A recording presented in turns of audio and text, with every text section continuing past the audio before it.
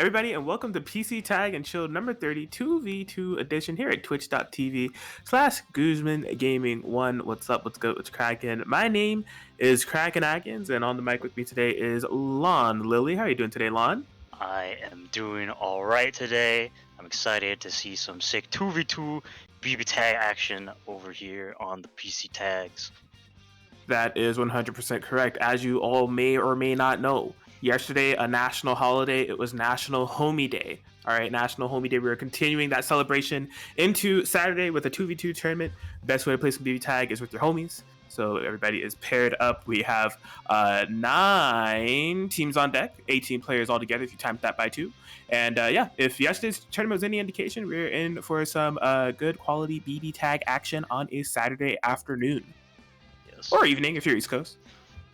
Yeah, I can't forget about those East Coast guys. You guys are cool. Evening for y'all. That is correct. But we are jumping into the first match here. We will have. Let me get the team names here. This is Team Big Guzman fans of Malaclack123 and Jurassic Jack up against Reese Enjoyers, which is Yusuro and That Scrub David. Yeah. I believe first up we're going to be having the first teammate. Looks like we're having Mala versus Yosuro, I believe. Yeah, looking like it. Yes, I also believe that is what's going on here. And yeah, here we go. Game 1. Lots of Adachi on like 3 out of 4 of these players. Yeah. Ooh, yeah, excellent call on the burst of the 2B. Unfortunately, drops the combo, and Adachi will be getting punished for it. I think he's too high to get anything full, but just gets hit by the 5P on the Oki. Finds an excellent place to burst Yosuke. I have no idea how he did that. Yes, that was quite insane. Malaclack trying to keep up the pressure as much as possible. Yusuro just trying to create some space. Whoa! Yeah, fortunate for Yosuro, the 5A did not get punished, but he will be getting hit with this counter hit 5A. Oh, unfortunately, another. That was crazy.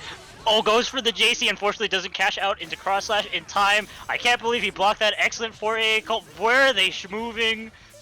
I don't know. There is so much going on here in terms of like there's multiple dodges on the screen, and like what doesn't help is like their colors aren't exactly similar, but with the chaos, it's like really hard to tell who's who. Yeah. Interesting. No DHC to tag out the Narukami. Got to be really careful. Doesn't confirm into a kill, but just gets hit on the meaty BZO. Also gets hit by the meaty JC. This is very good for Mala. Yeah, Mala has 4 bars on deck. Did not cash in an assist for a cross combo, but still trying to keep the pressure going. Resonance activated for Yusuro. Yeah.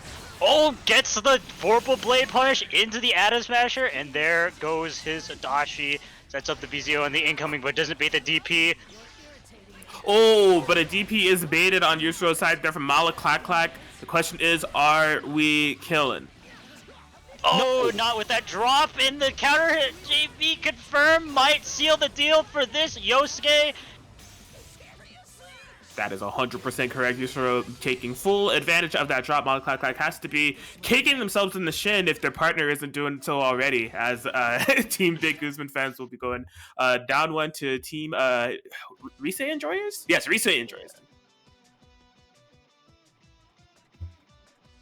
But yeah, very interesting pacing in the neutral game between these two, especially when it was Narukami versus Yosuke. It felt like that they were like basically just playing 1v1 neutral, but with every 5 seconds, one side gets to call a 6P.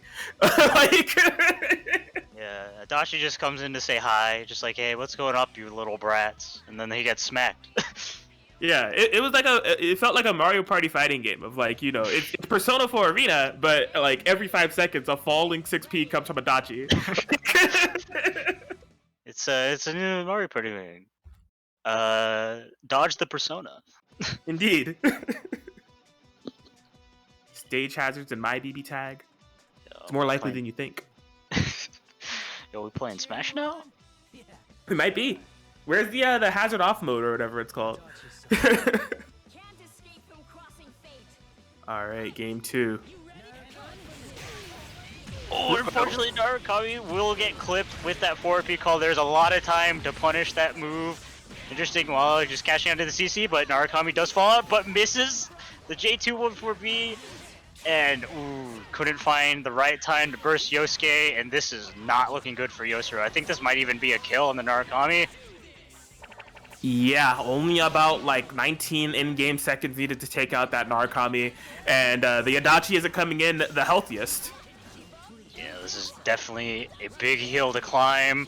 It just gets tapped low, and I think that'll be a very quick game too. What a response from Malaklaklak, man. Just a big happy birthday to start things off, and then just momentum from there. And that is definitely the type of pacing of game you can expect from a comp such as Yosuke Adachi. Like, once they get started, there's something else, especially if you're starting off with something that beneficial. But, you know, Narukami Adachi, they kind of can do the same thing.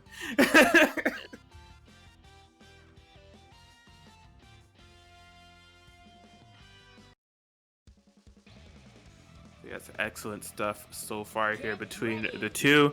1-1, gonna be trying to figure out who's gonna be getting the momentum. So the way as this works, these are the player A's of the respective teams. After that, the player B's, which is gonna be Jurassic Jack and That Scrub David, will face off. Should one side win both sets, then that's gonna be the end of the set. But if there's opposing sides that win both sets, then the winners of both sets will play each other to determine who moves on.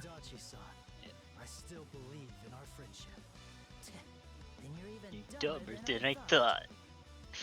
It never gets old. Yeah, wow.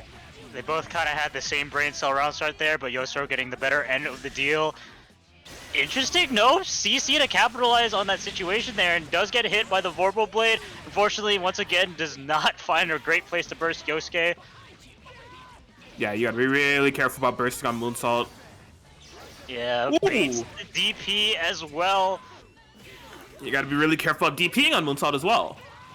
Yeah, that move is very hard to contest, but excellent JC active swap, and Narukami will be going down. This is a very good match point for Malo. Absolutely. Couldn't have gone any better. Gonna be tapping into Yosuke with the Magatsu Mandala, and that will do it. Yeah, just like that, Malo will be putting one set on the board for their team. Yes, team Big Guzman fans getting one up. But the Yosuke and the Adachi presence doesn't end. And I think, like, no matter what matchup happens between these two, there will always be... Yeah, there will always be a Yosuke and two Adachis no matter what. Like, no. There will always be at least a Yosuke and at least an Adachi no matter what. Yeah. Jurassic Jack was a bit of a different team compared to Malaklaklak. It's a Yosuke Yumi comp, or as I like to call it, War Crimes Incarnate. It's a very disgusting team. It has a lot of potential reset scenarios that are absolutely terrifying to block, and then just in general has really good neutral with Yumi's assist. Oh, interestingly, that is not what I was expecting. Yeah, teasing the idea of locking in Team Ron Rose. Now, I'm not entirely sure of the reasoning behind it. Possibly wants to pick it for, I don't know, being able to contest Hazama or Adachi better. And they are locked in. It's a first to two scenario. So if they have a read, they only got to pull it off for 2 games. Interesting choice. Yeah. This is a team that Jurassic Jack has been working on a little bit. The one time I did get to play them, they were locked with this team for a little bit. Literally see what they've got with it. It looked very solid when I was playing with them. Of course, this is a team I'm very familiar with since my alter ego plays it. So, indeed. I'm excited to see how this match goes too. I don't know if these two have played each other in the past. Jurassic Jack definitely from the Switch tag community. Dat Scrub David, a PC tag and chill legend. I'll just give him his flowers. So excited to see how this one goes between the two of them. Yeah. In my experience, it's always been kind of awkward to actually fight Hazama with this team. Narukami doesn't exactly have like the greatest anti-air to like try to lock down Hazama, but his air buttons are particularly good at hitting him, so it could be a little bit of an interesting dynamic. Yes, as of right now, fantastic air unblockable DP with Hazama following up with the Adachi 6P to make sure they got a full combo. Yeah, unfortunately doesn't do the Zeo card with the jump C6P, but that JC won't be getting punished, and that might actually be a dead Narukami. It'll be very close. Not quite. Yes, Narukami is bleeding. Jurassic Jack recognizing getting him out of there immediately, but oh, Hazama never turned around! Yeah, unfortunately autocorrect going in, but unfortunately a bad call on the 5P. Jurassic Jack instantly popping the resonance but getting hit. Yes, now Jurassic Jack is on the solo Yumi. I can't believe that crossed up. This is rough. This time Hazama is facing the right way for the sandwich mix. 4 bars on deck for David. This is rough. Yeah. Oh, goes for the plus frames. Yeah, not respecting it. Gets frame trapped by the Vorpal Blade. Instantly cash out in a super. And game 1 going to that scrub David. Yes, fantastic work there from that scrub David. And I mean, this is kind of the thing about fighting David. You know, this Hazama Adachi comp, there's a couple of players that have it. I remember I ran into a couple of players on PS4 Tag that have tried running this team. It's weird. Like it's definitely a pretty good comp. And the way you have to play against it in neutral can be like you don't really get a chance. Oh no, Jurassic Jack, please. He doesn't know. You can't switch. Somebody at him.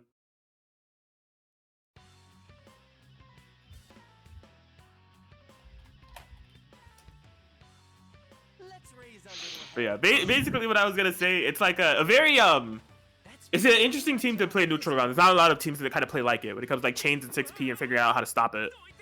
Yeah, be a very surprisingly obnoxious combo to have. I mean, every time you see him play, you know what you say? Chains plus 6P, name a better combo, and it's a very, very consistent thing, just able to like lock you down in neutral while Hazama just gets to fly in the air. Creates a lot of good sandwich scenarios. It can be very impressive. True. But yeah, just as a reminder, everybody, you cannot switch. It's the magic phrase at this point. You can't switch within sets. You could only switch between sets. Yeah. I love how that scrub David tried to combo into command throw off of throw. Yeah. It was just wanted to go for some meta, you know. We'll go with that. Yeah. So Jurassic Jack will be forced to lock into the humor. Indeed.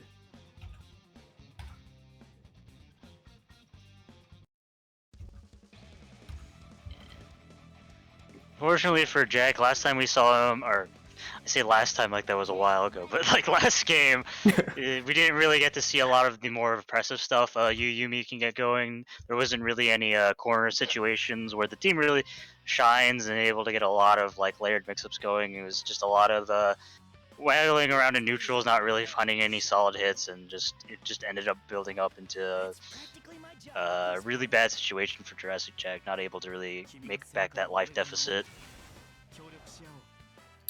Absolutely. We'll see if they're able to navigate around that script David a bit better in this game too. Yeah. Oof. Yeah. Yumi getting smacked around a little bit. Oh, yeah. Excellent way to nullify jump C6P there with that Vorpal Blade assist, but goes for it again, and yeah, you will be getting a combo off that, and here is where the team is most scariest, in the corner, but finds a good place to push block out, but still, the Star Kami will be maintaining all this pressure. Oh, wow. Yeah, trying to call out jumping back, but that's what David does a DP that is definitely done in vain. Yeah. Does get smacked by the 4P, isn't able to contest the 6P, but just DPs out of the restand. Yikes. That goes for the DP in that interaction. That's what David has a good amount of meter. Is just going to go to crossfade? No. Yeah, sets up the BZO, goes for the unblockable 5C, and Narukami will be going down all up. So you... Wow, it's tricky. Yeah, kind of making it look like they're kind of going to try to be on the other side. Last second does the switch to Hazama, gets the air unblockable setup, wasn't quite able to kill. Jurassic Jack trying to find something to get started here. Air raid to the corner. I imagine we're activating Resonance after this. Yes. Yes. Maintains his... Oh, yeah. Wasn't able to maintain his turn in that situation since he activated the Resonance and just gets hit by the counter hit 2A, and that script David takes this set. That is correct. So it's one on the board for each side? Yeah, one. So right now, that that Scrub David will be fighting Malaclack in order to see who wins this round. I see, I see. Oh yeah, this is definitely less of a foreign matchup between the two. However, maybe a minute. Malaclack hasn't joined one of these tournaments in a while. In fact, the last time I saw them was for the last 2v2 that we had, where he partnered up with me. He carried me all the way to grand finals. It was sick. Yeah. But yeah, these two should have some matchup knowledge from previous PC tagging chills. It'll just be interesting to see how it goes this time around. I think from that specific tournament as well, it was this matchup right here was something we saw more than you might expect. The Hazama Itachi match, or not necessarily just Hazama Itachi, but like just Hazama versus Yosuke matchup. There was like 6 Hazama and Yosuke players in that bracket, and it was kind of interesting to see how this matchup plays because they both kind of want to do the same thing. They really want to use all that airspace to kind of approach you and make a lot of tricky scenarios happen where it's really difficult to block them, and it's a lot of people not hitting each other because of that, because both of them have excellent air mobility and just able to evade each other. Absolutely. Well, let's see how it goes this time around. Right now, we're seeing a lot of screen coverage from both players. Even a B0 in the air that doesn't quite make any contact, but at least covers that space. Yeah, that J2B wasn't actually punished. That is, I believe, recovery until landing, so a bit risky to throw those out. Oh, what? Is it a drop or is it a reset? I'm not sure, but either way, the Yosuke does benefit from this. Man, I'm so surprised Malaclack didn't go for a super there. I'm pretty sure Hazama was as good as dead, but it's meter positive. Yeah. Swing into Solo Adachi goes for the Atom Smasher, but active swaps at a poor time, so both characters getting punished. Yeah, interesting. I think Yosuke may have at least had a chance to recover, given the air dash interaction. Oh my gosh, that big snipe for that scope David doesn't quite kill. Malaclack's in trouble. Yeah, this certainly... That was such a tricky situation. Interesting, doesn't match on that move. That move is minus, gets hit by the Vorpal Blade, and suddenly does life deficit? Suddenly doesn't look like a life deficit anymore. This is nuts. That's from David. Oh my gosh. Okay, yeah, that's from David has been getting a lot of mileage off of these metered resources. Unfortunately, they have no more meter. Malaclack calling out the gap. This is something else. That's from David with the solo Adachi comeback. Yeah, I was looking really bad at the start, but just a couple good calls, a couple good happy birthdays, able to make that life deficit, and unfortunately for Malaclack, wasn't able to stay solid on the defense and got hit a lot. Yes, what a run both ways. That's Scrub David. A game away from being able to put Reese enjoyers. I keep wanting to call them the Reese simps, but that's not their name. It's Reese enjoyers.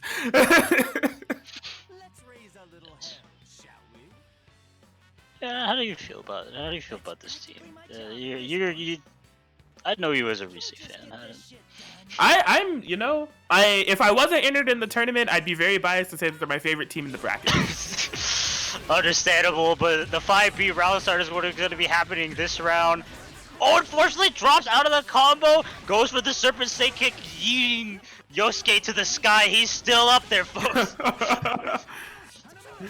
Man, that was something. The funny thing about that is, Malaclack had to make sure that they were going to keep Dachka of David locked down, even though they can't see what's happening on the screen, because Yosuke was vulnerable that entire time. That was kind of funny. Runs into the AZO, though, goes for the BZO setup.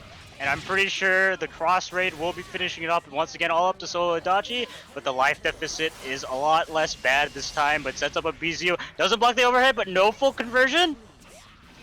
Oh, the falling button from Malaclack, and this should be death. Yes. Oh, drops this time, and Mala takes a very quick game too. All right, not bad at all. Really coming down to the wire between these two, fighting for Adachi or Yosuke or Hazama supremacy. I don't know, but it's definitely fighting for a chance to move on to winner's side. That's for sure. That is what's going to happen. Last game of this round. Here we go. Yeah, it does seem like I feel I think both players are kind of aware of the snowball effect that can happen between the two of them, and so they're playing this neutral of like a kind of screen coverage. You see them both kind of like really implement some like nice air Zeos and stuff to just kind of deter each other from jumping. It's funny neutral to watch. Yeah, Dachi mirrors, man, they make me feel something, and it's not good. Here we go, last game here. Okay. Wasn't able to really capitalize off that raw Azu hit. Sets it up in the skies, but gets hit with the Hazama chain. Man, I gotta feel that was maybe unintentional. A bit of an awkward time to call that air BZO. Not a bad idea altogether in the matchup, but... Uh-oh, force sandwich. Oh, doesn't even need it. Goes for the DP. Sets up another BZO. Malaclax characters, both at half health. Oh, wow. Nice push block and then punish with the Yosuke dash there. Yeah, oh, goes for another reset. Yikes. Yeah, creates another sandwich. Damn. It's a movement option. It avoids DPs. Base the DP though. Oh my god, man. This is rough. Malaclax, okay. Very smart call there. Yeah, able to tag both characters. Goes for the Hazama chain and working out. And that's from David will be sending his team to the next round in winners. Does that super hit low? No, I should be a mid. Okay. He might have caught a jump frame or maybe a potential button on the way down. That's what I would assume because he did get hit and didn't get counter hit, so I'm not entirely sure. Interesting. But yeah, either way, good stuff. Solid way to start out PC Tag and Chill 32v2 edition. Team Reese enjoyers will be moving along. And yeah, it seems like we're jumping over to Catnip users, which is Lolly Nato and Lil Boat versus your biggest fan, which is Forceford Kirby and yourself, Lon Lily. Heck yeah. Podge will be going up first because that is the team order we currently have. Podge is teammate A. So yeah, so he will be fighting Lolly Nato. I've never actually seen these two play. Lolly Nato is someone I'm familiar with being a PC Tag player, but they aren't particularly a frequenter of like any major tournaments, especially in like not PC Tag and Chill. I think they've made like a couple of appearances here and there. But from what I know, they do have the Azrael Yume as their main team, but they do swap over to some other characters. I know they also have the Susanoo Yumi. I also believe they play Shiro Yumi. They're Yumi fan, so most of their teams have Yumi on them. That's primarily what I know. That do be correct. Yeah, I've seen Lolly Nato in a couple of tournaments as well. I even believe I saw them in some of those recent Switch Tag exhibitions that have been going on. They locked in Susanoo Yumi and a couple of other teams during that one. I think they emerged victorious against their opponent, so strong player to watch altogether. Forceford Kirby has also joined. Recently locking in a second place finish. Oh, they started before we had everybody in, I think. Oh.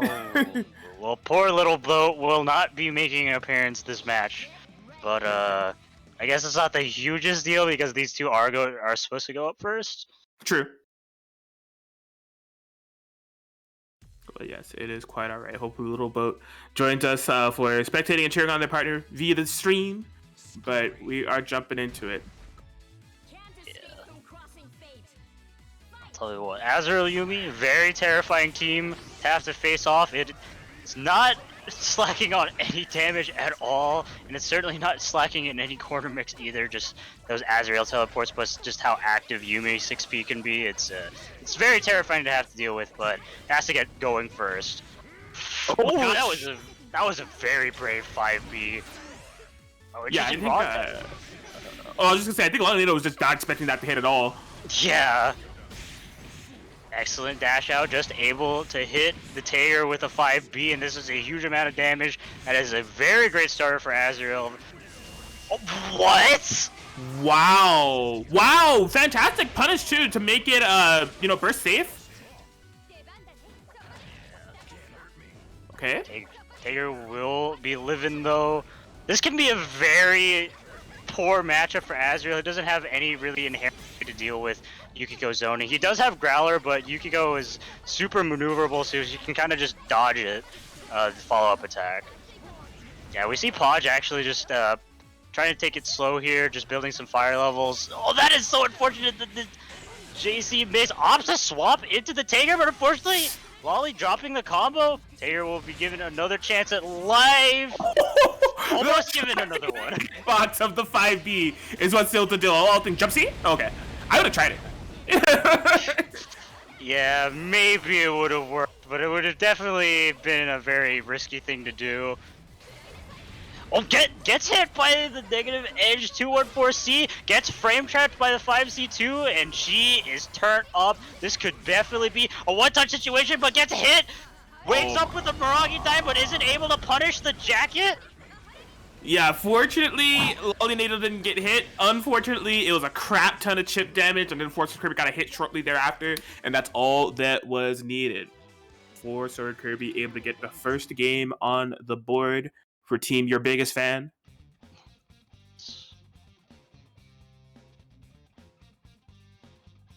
There's Little Boat. Little Boat has arrived. Yeah, this was definitely a interesting kind of back and forth. Wait. Oh, no! No! Oh my god. No, you're not allowed to do that! Not like this. Not like this. This is the second time that this happened. So if you're just tuning in right now, whenever you're mid-set, you're not allowed to swap characters at all in this 2v2 tournament. And these two are kind of just playing it out normally. Yeah, I don't think either side is aware.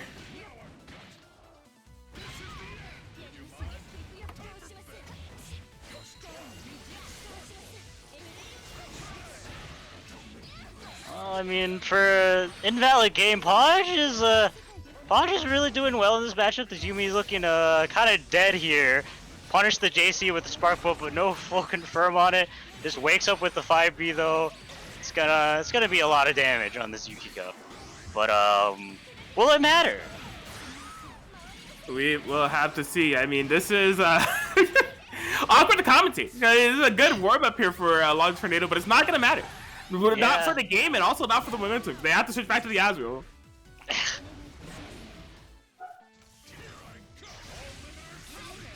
Okay. I mean, at the very least, you know, get the Yumi fundamentals down. It's looking sick. Nice DP bait. Yeah, swaps into the Zeus now, just trying to save that humor. All right, man. I was gonna say, Podge has been had some Tager comebacks as of late. I didn't want him to put in all that effort for another crazy Tager comeback for it to not matter. Yeah. Unfortunately, with the rules in place, Lolly will not be taking that game. Yeah, I mean, it was a pretty good showing. The unfortunate point for Podge is when he did drop that Spark Bolt confirm, and just let that Yumi live. And unfortunately, snowballs it there. Yukiko was put into a one-touch zone, just died. I don't know what to say though. It's like you said, it's really awkward to commentate because they can't swap characters. Yeah. Let me try to. Can't swap characters mid-set. Only between sets.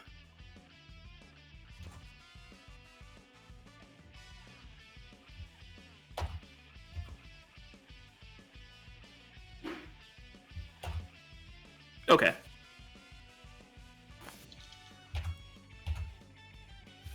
Yeah, it looks like it has stabilized. Lolly is back on the Azrael Yumi. Get ready. Alright. Game 2, former game 3. Indeed. But yeah, I guess it's not all for nothing. You know, the Tager Yukiko comp is something, I mean, they have another game on the board to figure out how they're going to deal with it. Just have to figure out how to deal with it with Azrael as well now. Yeah. Oh, just gets hit by the 5A, no confirm, gets hit by the low once again, no confirm on Olinado's side. Sets up a really terrifying sandwich scenario, doesn't block the low, instant active swap into the Yumi. Ooh boy. Whoa, what a teleport to avoid Yukiko. Unfortunately getting punished for it though. That's not gonna hit. Yeah, that's not a punish, but she's too far away to convert, but doesn't take the throw? Interesting, doesn't... I don't know what's going on. He threw a fan, and there was nothing else. Goes for the DP, sets up the really terrifying Azrael corner mix. Raw tag? DP was punished. Oh, unfortunately doesn't fish for a kill? There's a lot of spaghetti going on. Push blocked out of the corner. 5C coming out. I'm pretty sure that was supposed to be Sparkle. Has to be careful of the Black Ops Sitter, but what? Yo, it clashed! Wait, what did it even clash with? I have no idea what happened. I don't know, but unfortunately for Podge, I reverse hit 5A. I'm imagining he's gonna pop the Resident soon. Now that's what I call Pain Volume 6. That was something else. I have no idea what that clash was. Like, yeah, Yo, tag? Oh, that was so smart! Ooh, that yeah, was so smart! Yeah, definitely wasn't gonna get a full confirm off that situation, but Yukiko was put into the one-touch zone and just able to use that Growler projectile invul to make sure that punish was going to happen, and a game 2 going over to Lolinado. Yes, absolutely. I'm loving Lolinado's kind of like core game plan with this team of like really getting some smart Yumi 5P calls and then forcing a sandwich or Azrael. I mean, it's kind of I would imagine it's some of the goal of this team on the base of it, but they've been getting that situation a lot. Yeah. Sets up the pressure, doesn't block the overhead, but no full conversion on it. Oh, don't smack her, please. She's safe for now. Oh, you have no meter for Sparkle, bro? What? He was in the air? 5C? This match is off the rails. That's all I can say. 6.5k, unanswerable. Oh. Yeah. Swaps into the Yukiko, trying to like get a little bit. Okay. Yeah, Lolinato just getting that Yumi back in, allowing that Azrael to heal up quite a bit. Oh, DP is baited, but not quite a combo, but still damage. Ooh. Yeah, able to clip Podge's toes here. That Azrael has. I think there was some type of mix that Lolinator was looking for in that situation. Possibly just a burst bait, but still keeping up this pressure. Yo, that is. Man, that Yumi freaking low follow-up off her Rekka reaches so far. Like, you might think that it's like not in range and it just appears right below you. Like.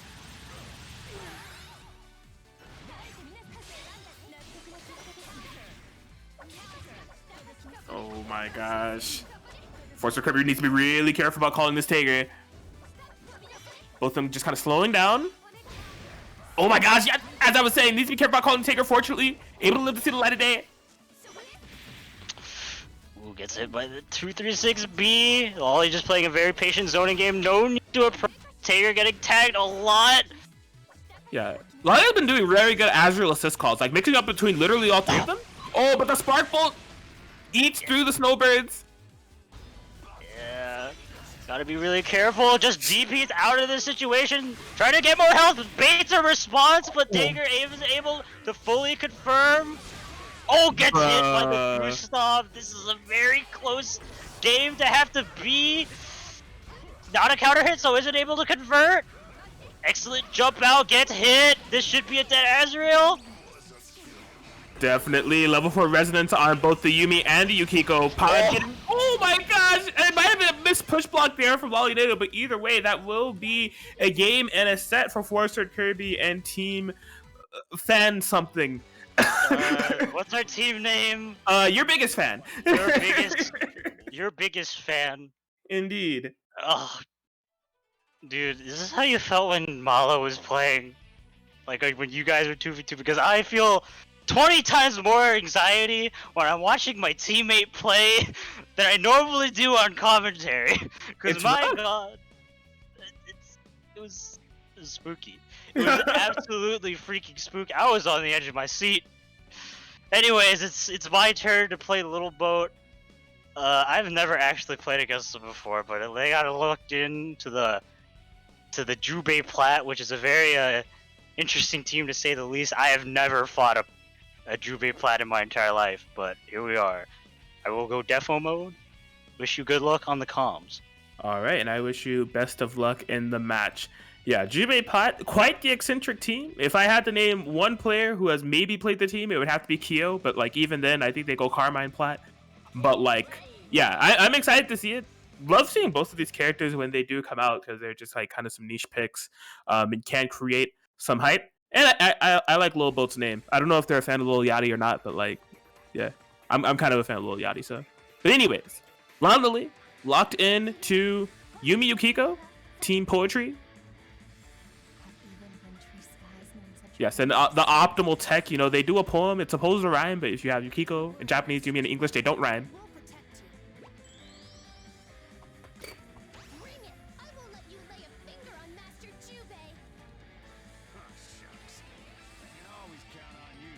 Sorry, I just wanted to hear the intro. All right, here we go. We're headed into game one. Team, your biggest fan at the advantage. Oh, wow. Trying to start out very eccentric there. Instantly spinning bar with the Jubei. Gets caught by a 5B. This is rough. Now Yukiko's going to get real turned up. 5 bars. I see 7. Do I see 9? No, we'll cash out here. 7 is good enough. Oh, this, like, you, like, can die. you can die. You can definitely die as long as I kill.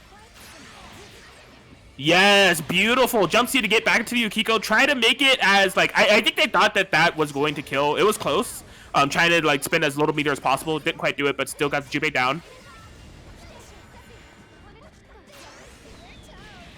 Oh, didn't protect the toes. Constant buttons from Yumi. Pressuring Little Boat. And, yeah, that's definitely going to be the end. A lot of damage. And yeah, game one going to Lon. Lon kind of mixing two of their teams together. You know, the main team that we know Lon for is Oriya Yukiko, but they also have that side team, that alter ego, the Ron Rose of that Yumi Narukami. So playing Yumi Yukiko, which is also a fantastic team, a team that I played in the past, and you kind of saw one of the benefits of it. Of like there are multiple ways and scenarios that you can get big stacks with Yukiko real fast. So you got to be very careful.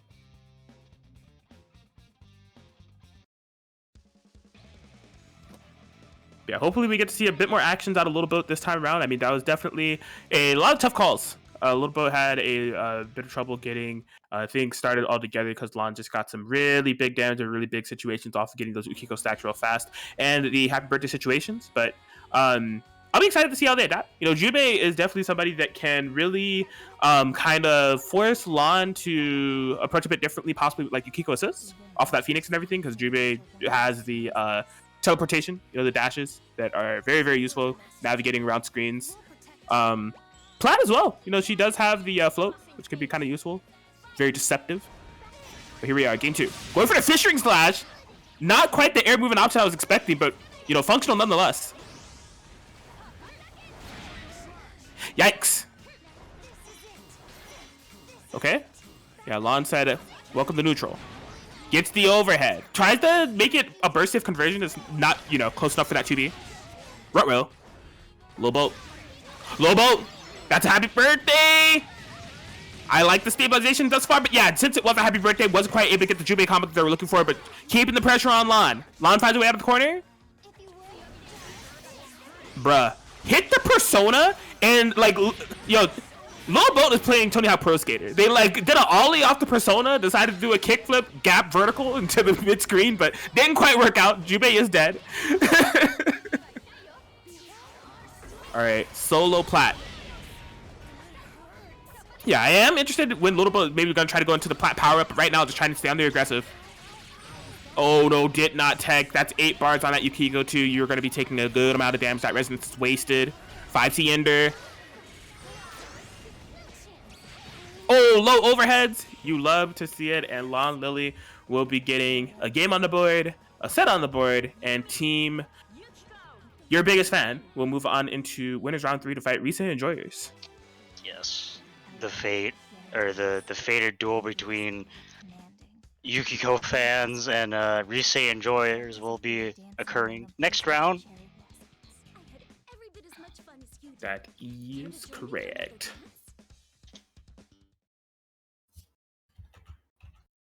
Yeah, solid set all together. Again, it's not every day that you get to see Jubei and Platinum, so I definitely enjoyed watching that. Well, I'll tell you what, I have such little Jubei experience. I don't know what the Kate does. Like the Kate, like he moves in the air, he moves forward. I was spooked a little bit. Not gonna lie. Yeah, I was expecting to see a lot of teleports, but it ended up being a lot of fishing slash instead to try to navigate to neutral. And I mean, they almost got like really big payouts off of it. There's like the happy birthday, some things going on, but I think just because with the happy birthday pushing you back further and having to adapt combos accordingly, I think they were a bit caught off guard from that. But yeah, definitely a interesting showing there. Yes, for sure. Looks like next up we will have your team taking you to Brazil and Chaotix Gamers Fanboys, which is a team made up of, I believe, Common Mob and the Bearded One? That is correct. Yes, so it will be me and Guzman. I was asking everybody in the Discord server for the past few days to swipe right on me. Guzman gave me the pity swipe, so he is entered and TOing. Shout out to Guzman. But we'll be going up against Common Mob. I'll just speak, I guess, from my perspective, since I'm a part of this match. I'm actually really excited about this because, like, Common Mob and Bearded One are definitely players that I'm familiar with and have been in a lot of the same tournaments as, but I haven't ran a lot of sets against either of them. I think I played Bearded One in a Switch Tag tournament a really long time ago, like when I played Hilda S, but generally we just haven't played a lot. I don't know if I played Common Mob ever, so I'm excited about this. I'm similar. I've only ever played Bearded, I think, once, and I've only ever played Common Mob like once or twice, just in casuals, though. But looking into a team, I've actually never seen Common Mob play before, which is the Mayumi. Yes, I will say immediately off the bat, I'm a bit disappointed in my partner for making us have this taking you to Brazil name, and then they're not even locking in any like Brazilian themed colors on their characters. I'm very committed to this team. You will see that I have green and yellow colors on my characters. I don't know what he's doing, but yeah, I was like saying before, like the green Ragna color works really well with Brazil. Yeah, I mean, as of now, that Ragna is definitely bleeding, but this is definitely a way to get things back popping. Ruby, happy birthday! The Yumi falls out, but this should be a dead Mai, and some health back for Ragna in the process. Interestingly enough, I think Common Mob was going for a DP assist setup because the burst was not available in that situation. Could be. Guzman definitely firing back with force. This is really tough for Common Mob, and this may just be death if we have the proper conversions here. Yeah. Cardiff whiffs, unfortunately. Oh no, not like this!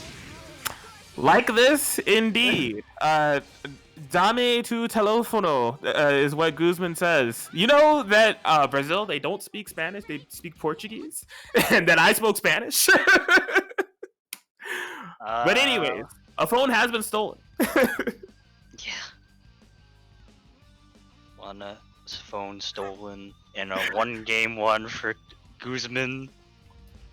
Dude, by saying Portuguese, it reminded me of something curse. Oh, no. I never mind. Going in the game too. Yeah, solid performance by Guzman thus far. And I mean, Guzman, whenever I get a chance to commentate a Guzman Ragna match, I just gotta mention how niche it is. Like, Guzman's Ragna is like kind of the full embodiment of like what you think of like a Ragna player, but he plays it so well. Like, he's super intimidating. He'll like literally just like take plus frames and kind of like maybe even teabag in your face. Like, or just like walk slowly. Like, he's very menacing. He has such a presence. Oh, doesn't block the same side cross up overhead though, but who does? Oh, doesn't get the JB conversion, not getting hit on the Yumi mash on the wake up, but will get crossed up, no full conversion. Okay, nice block low for the entirety of that.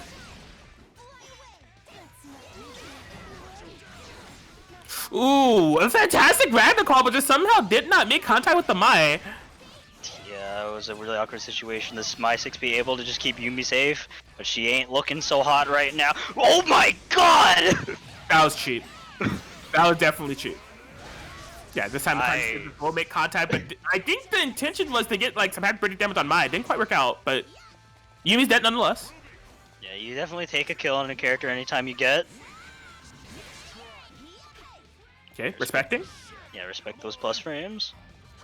Common Mob playing a little bit patiently, trying to pick and choose, and then just as soon as say it, gets the grab, but the burst whiffs. This is very good. Common Mob gets some Oki, push blocks out, able to avoid the grab. Excellent anti-air and excellent pickup. Yes, behind the back, doesn't matter. Ruby Rose do be having the buttons. For sandwich situation, hello? Not quite. The tech forward deters against it. Yeah, and I was about to say if this combo stabilized, I'm pretty sure that would have been a kill. Goes for the wake up DBD, not working out. It's all up to solo Ruby now. Yeah, really went for the gold with that one. Now locked into this 1-1 positioning. Common Mob trying to see if they can just snag a hit for a possible Astral. Wasn't quite able to do so. Now the question is, when is Guzman going to activate their resonance? As of now? Oh boy. Yeah, no convert off the 236C, but teleport to the anti-air. Doesn't believe in the confirm though. Will be popping the resonance afterwards. Oh, that move is plus. But unfortunately drops the combo. Oh my god, big 2B starter, but nothing. The throw? Okay, does Common Mob have no proper route to kill? Yeah, that was definitely due to 1-4B attempt. This is a very tense scenario to be in. Both characters in the one-touch zone, but gets hit with the anti-air 5A, and Guzman will be taking this set. Yes, some way, somehow able to stabilize, keep calm, and find the last hit that they needed. And yeah, we'll be putting team, what are we again? Taking You to Brazil up 1. I do believe that sets up the next match. You versus the Bearded One. Bearded One locking in to the walled Akihiko. Yes, and as I said, I will be, fitting our team dynamic and team colors here, so I will be locking in according colors, given the theme that we have here for Brazil. And yeah, I will go Defo mode. Wish me the best of lucko mode. I definitely wish you the best of luck to you, Atkins. Yeah. So Bearded One, I definitely most well known him for being the Susanoo specialist in the main Baby Tech core. Interestingly, not opting to actually go to that Susanoo pick, going into the Wall Out Gigo. This can definitely be a very, very scary team once it gets going, just able to lock you down and do tons of damage once in the corner, so you always got to be careful what you do in neutral. But Atkins locking in the team that has been bullying me for the past 2 months as a Yukiko player, 9 Yumi. This team has a lot of excellent space control, just able to really lock you down with just a lot of Yumi 6Ps, a lot of just 9 buttons and 9 projectiles. It can be a very hard team to try to navigate. Tries to bait the burst with the sway, but just gets a grab for his trouble. And this Yumi already looking not so hot. Unfortunately, doesn't find an enter for that combo, but probably trying to find an opportunity to swap her out. Yeah, this CC looking like it at the Yumi buttons, that's for sure. Has to be a bit careful of the Mizuodyne, but gets hit low. Going to be put into the corner situation.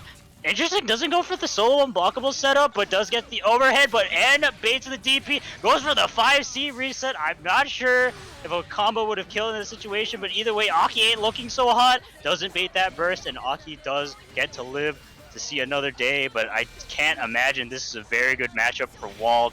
All these projectiles flying around might be a bit too hard for him to contest. Just playing very patient neutral, able to swipe the projectile, getting a hit low. Not going to be a huge amount of damage, but it does have to be careful. Probably going to be put in this situation. Yeah. Opts to go to the corner with this grab. Gets hit low, just trying to bait something out. Gets stopped over by the 6P. Set himself in a sandwich scenario. Nice patience so far. Isn't able to convert off the instant overhead.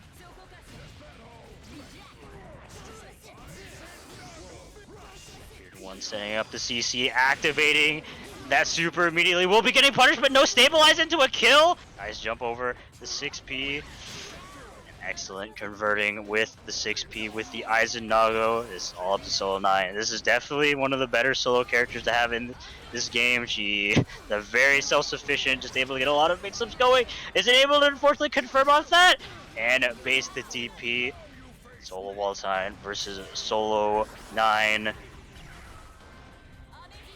Atkins has to be a little bit careful about what he does. There is an Astral on deck. One situation, but the 4A coming in clutch, but unfortunately Atkins dropping the combo. Once again, have to be careful. Okay, there could have been a potential Astral there. I don't know if he's gonna be dead. Doesn't even need it. That was 3 commands for 10k, and the bearded one will be taking game 1.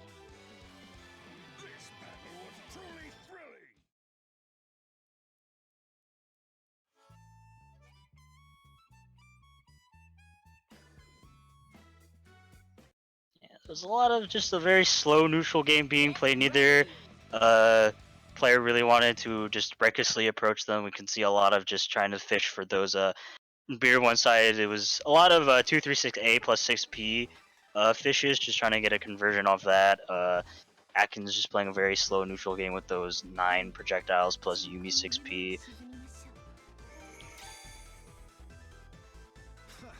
Your muscles were clearly honed in combat. You can tell, can you? Interesting. Let's see if Atkins can just this situation here. Oh, I'm just try to bait something round start. Got a 4P hit, but unfortunately no full conversion. Oh, the Aizen will be whiffing, puts himself in the sand sooner in a row, but 9 coming clutch, just saving him from the situation. Active swap, IAD forward, we take those. Mashing out with that good old classic 5A, sets up a sandwich situation, but unfortunately no CC punish to capitalize on it. Oh, gets hit by the same side cross up overhead, no burst coming out for the bearded one, and doesn't need the DHC to cash out all that damage on the Akihiko, all up to solo walled. Excellent 2B, not able to fully convert though, but he does have this corner positioning. And once again, the Yumi 5A mash coming in clutch. We're going to see another sandwich situation here. Forces a bearded one to pop the resonance, but this is a terrifying situation to have to be in. By the JC. Probably going to be running out all this resonance. Crimson Ader, Toffee Ender. There's just a lot of fairies going on the screen. Oh, what a trade on the 236C and the J236C. Atkins just able to clutch it out in that situation, and this is a tied up set.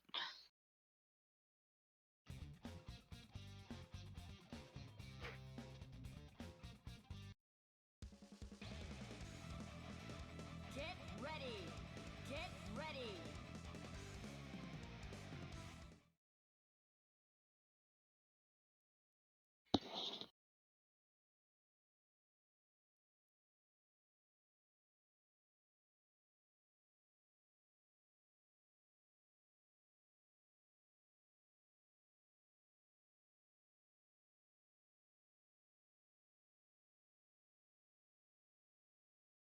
Potential last game for this set if Atkins wins, but Bearded One still has that chance to fight Guzman if he does win this one. Let's see what the round start is this time. Atkins opting to go for round start JC. Bearded One put it into itself as a sandwich scenario. Excellent conversion. No burst out until the very end, but excellent 2B call. Great block on the overhead, just push blocking out, but it's fortunately still has to deal with all this 9 pressure. Oh, that was a poor time to activate CC, but gets hit by the 236C. Atkins still in this corner positioning, doesn't block the JC that time. Yeah, no push block, just gets hit by the strike throw mix. Ender techs out of the corner. Oh, that burst is getting baited, and this is not the character you want to have burst, but unfortunately drops the combo, gets hit by the 5A mash, tries to bait something out. Excellent delayed DP though. or Yumi 5As coming out, sets up more CC pressure, but excellent sway through everything. It's definitely not going to be a cash out in the kill, no meter on deck, but got to be careful. Good DP, a little bit risky to try to keep in this Akihiko, sets up CC pressure, I imagine. Oh, interesting, doesn't even try to fish for the active swap, gonna just go for the raw tag. Yeah, one of the more powerful things about 9 Yumi is just able to convert off those raw snare boots with 6P. Oh, goes over to the JC, but that move is really unsafe. It doesn't cash out into a kill, but the JP just able to go over the wall DP all up to Solo Aki now. Oh, unfortunately, the Scarlet Fade whiz. That is a vital mistake coming out from Atkins, able to let this Solo Akihiko live. Oh, got the Astral on deck. Nice jump out of that move. One's resonance is running out, but Atkins still got plenty of it. Oh, gets hit by the raw 236C and will be cashing out into super to seal it out. And Atkins team will be sending, what's their team names? Kata Gamers Fanboys to Brazil, moving them to the next round.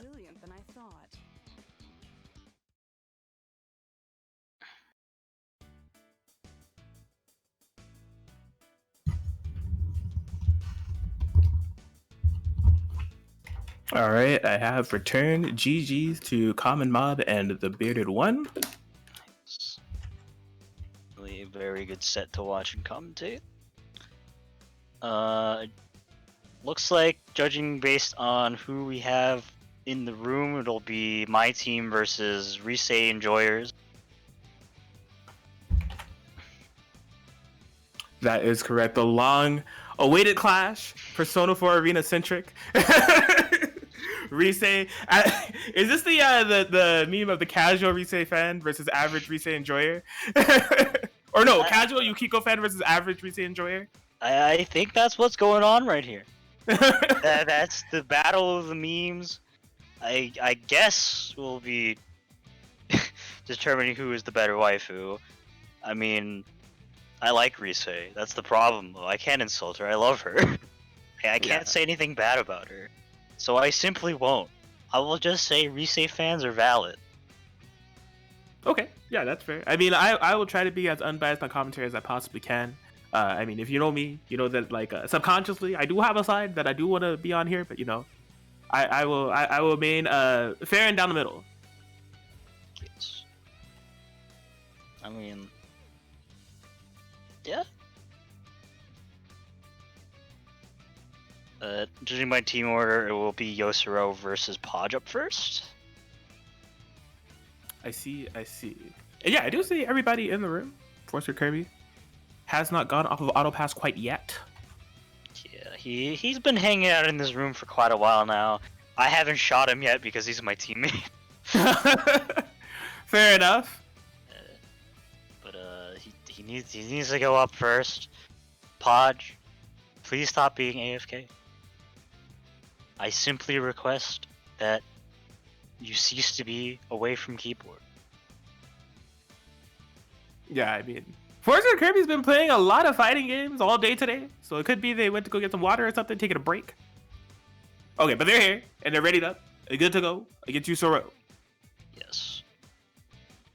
The first clash of the Titans. Unfortunately, Arxis did not bless us with Reise Fujikawa in this game, so we will be going over to, I guess this is the second best character, is Adachi.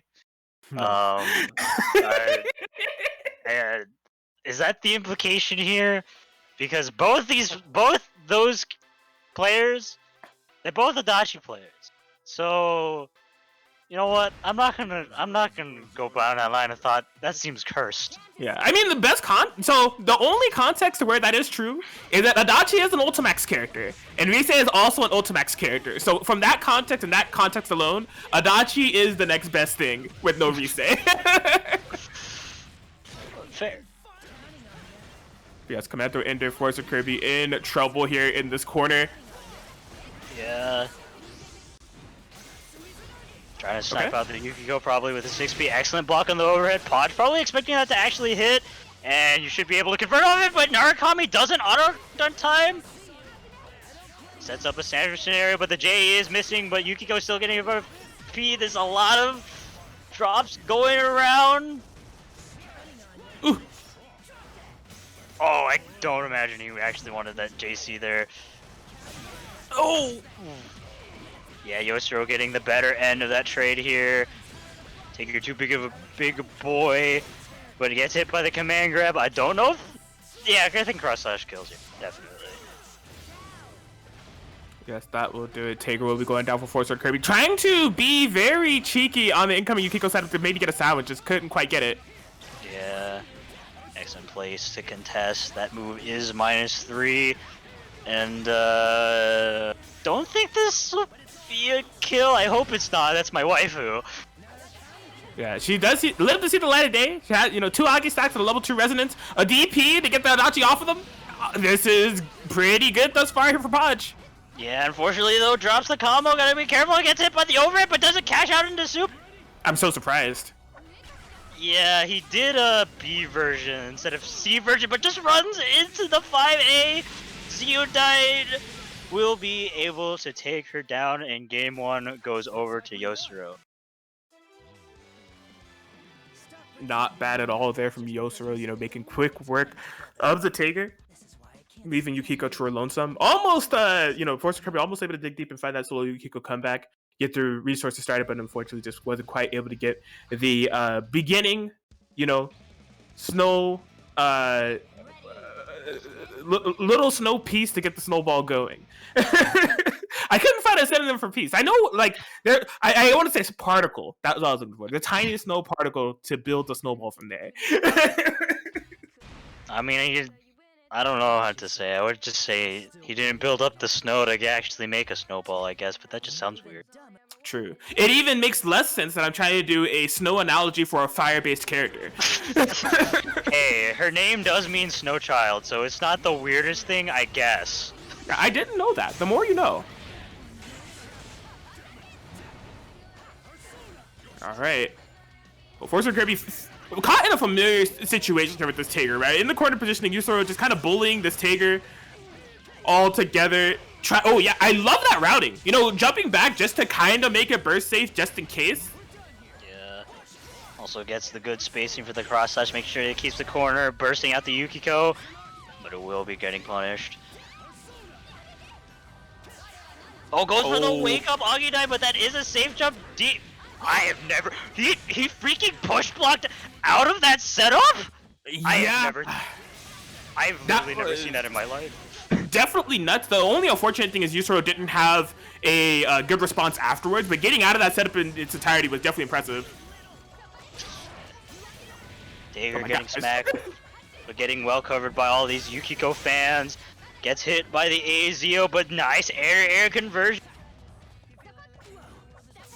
Podge has to be a little bit careful about throwing out these fans and just letting the Adachi go down, all up to solo Narukami. Cross raid? Yeah, that should be it. Yeah. There we go. 1 up for the board for best girl. Indeed. Team, your biggest fan. Courtesy of Podge, tying it up 1-1 between the Reese enjoyers. And yeah, that was a solid response. 4-star Kirby able to strike blood first on the character kill instead. But definitely Yusoro was very close to getting a very clutch call. Like that Adachi super to try to punish the whiffed fan. If it was a couple frames earlier, that would have definitely been a dead Yukiko. Yeah. Using Atom Smasher to punish fans can be a little bit awkward considering how slow it is and considering that fan recovery is also decently fast. So fortunately was late on the draw in that situation. Yeah, you got... Oh my god. Need some water. Don't die on me, Atkins. Oh man. I tried to mute and then cough it out, and I was like, yeah, when I unmute, I'm gonna be ready to go. And then my throat said, nah, dog. That's crazy. Alright. Next, just gets in with the CZO car. Gotta be careful about this mix, but not when you DP out. Oh, gets the wedge catapult. And baits the burst as well. Only level 1, so it's definitely gonna be still a good chunk of damage. Goes for the 5C ender, and yeah, you have to always be careful about taking out of the corner. Interesting, cashes out into Algadine early. I'm pretty sure that could have been a kill on the Adachi. I feel like it too. I think Force Crypt was so focused on making it burst safe, even though Yusoro didn't have burst. Yeah. Podge staying patient with this Narukami pressure. But you're stuck in here forever. Goes for the cross/ender, trying to keep everything burst safe. Yeah, with Tex out of the corner, wasn't spaced right. Goes in with the CZO card. Podge just jumping straight over it. Excellent jump over the 5A. Oh, where is she going? That move is plus. Complete chaos. Forcer Kirby playing this game quite well, which wasn't able to stay solid on the burst. Yusoro swinging for their dear life, trying to kill this Yukiko if possible. Yeah, goes for the DP read, is successful, goes for the Genpi, but that Adachi do be jumping in the air. Oh my gosh, full screen positioning. Yeah, you gotta bet that those Zeals are coming. Oh! He hit a And that should be a kill! And Marsh is on the way down, but Podge unfortunately dropping the combo, but just gets slapped by the 5A. And the Yukiko fans will be taking game 1 of the set. Or set 1 of this round. Of the game, of the match, of the match. of the volley, of the melee, of the brawl, of the. Yeah. Anyways, yeah. But the fun doesn't stop. More Yukiko will be played. It's just gonna be me versus Atscript David. I will be sticking with my Yumi Yukiko comp because I want to maintain the fan name. I might as well because it's your biggest fan. I might as well have 2 of them on the team, right?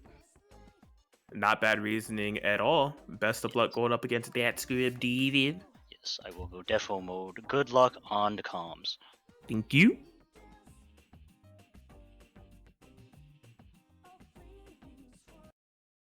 All right, and it's on and popping. So Lawn Lily, as they said, sticking to the fan theme, will be on Yumi Yukiko going up against Atscript David. These two have played a ton of sets on this platform. PCTAG and chill. But maybe not quite this matchup. You know, this is definitely a team that Lon, like I said, it's kind of like a mixture of his Orie Yukiko and his Narukami Yumi. He's taking one from each. So don't know how much experience Atscript David will have going into it. But as long as Atscript David is able to get their game plan going, I don't think they really have too much care in the world about who is on the receiving end of it. Chains plus 6P, what you gonna do? But we shall see. First to 2. Situation between them both. Oh, there it is. Chains plus Fly P actually coming into play this time. Gonna be able to punish the burst as well. Atscript David is starting out very strong. Yeah, Lon forced to eat a big brunt of this. Fortunately, a dropped combo, so not as much damage as maybe they were expecting. What a confirmed nearly. Oh, tries to go for TRM, wasn't quite able to be successful. Ooh. Oh my gosh. Yeah, lots of spaghetti here for that script. David not able to stabilize a lot of these combos. Really just a lot of spaghetti in the neutral all together between the two. A DP out of nowhere. A DP out of nowhere. Do I see 3? Not quite. Oh, there it is. Okay, that third one, you know, third time's the charm, just took a little bit. I think that's a dead Yukiko if I do say so myself. Yeah, some chaotic neutral going on between the two of these players right here. Lon using the Yukiko. I would guess that they would rather lose Yumi, but some very nice routing, able to bait that burst from that script. David even gets the reset in between. That is huge, and killing Hazama. You know what was gonna be a lot of damage on Hazama ended up being a kill. You baited the DP and then dashed into getting anti-aired by Adachi's DP because it's air unblockable. That's not something you see every day. But when it does happen, it is pain. But it's success for that script David as they go up game 1.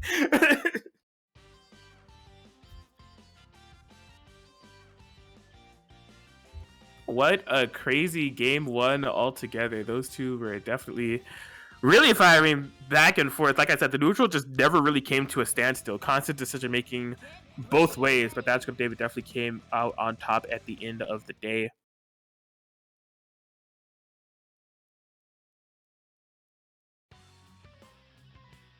But yeah, I do like the calls that Lon is making with the assist, in terms of the 6Ps to try to... Because both 6Ps are very valuable in terms of covering the airspace with Phoenix to deter Hazama from going into that airspace, and then also calling the Yumi 6P to cover the ground, which would definitely deter both characters, or maybe even incline for Hazama to jump to meet him with an air-to-air, so...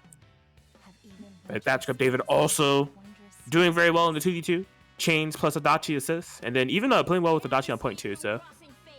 Game... Dos. The Reese enjoyers. All fate of the team left on Datchkup David's shoulders. They are playing to keep the Reese dream alive. Gets the overhead. Okay, yeah, opting for a BZO. Nice DP reaction just to not have to deal with that 5C. And a pickup with the 5B as well. This is nice for Lon. Okay. Interesting routing here. It's a health regain route, I guess. That's what Lon wanted to prioritize in that situation, just to really capitalize on that life lead. Fantastic active swap with the throw. Just wasn't quite able to kill, and it's a frame trap. Which it's a frame trap. That's Grub David said it's a frame trap, and what That's Grub David says is how things go, as Yumi is dead. Ruh-roh. Oh. BB tag. All right, here we go. That Adachi 5P completely saving the day. Very unfortunate there for Lon. And oh my gosh, the baited DP. The fun continues. Man, that was a insane route. Look at how much damage being cashed in here. Yeah, and we're looking at upwards of like 14.5k? 15k, excuse me. I can't do math. Oh, yo, one of those... Yo, that's one of those Datchkup David signature DPs getting baited out there. Going to be evening up a lot of this life, or is it just a kill? That's optimal Lon Lily right there. It does equal a kill. 1v1 situation. What do we got? Adachi Resonance activation. This can go either way, but Lon definitely needs to find a hit. It's only 2 Agi stacks, so they need like upwards of 2 hits back to kill this Adachi. But that's a big one to start out with. Yeah, this truly will put it in a next touch situation for both players here. Lon trying to keep the Yukiko dream alive, but unfortunately, believing in those 2Bs was no match for the Adachi 5B. So that combo doesn't work? It seems so. Oh, God! I missed my ender! Pain. Oh, Podge, carry me, please.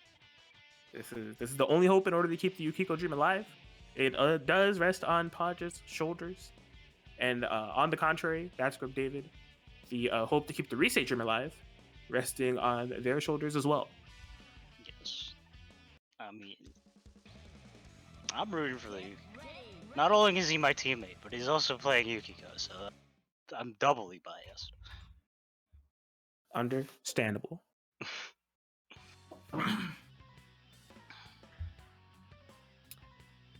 But yeah, I am excited to see how this one goes too. Even though these two have been in some PCTAG and chills, I can't really imagine in my brain how their matchups typically go between them. So expecting some interesting stuff. Yeah. Yo, run up 2C? Run up 2C was the option, and run up Wake Up J was Podge's option? That's wild. Yeah, I think that's what Dave was just trying to do a very hard call, and maybe Podge opting for a route start 5B, but...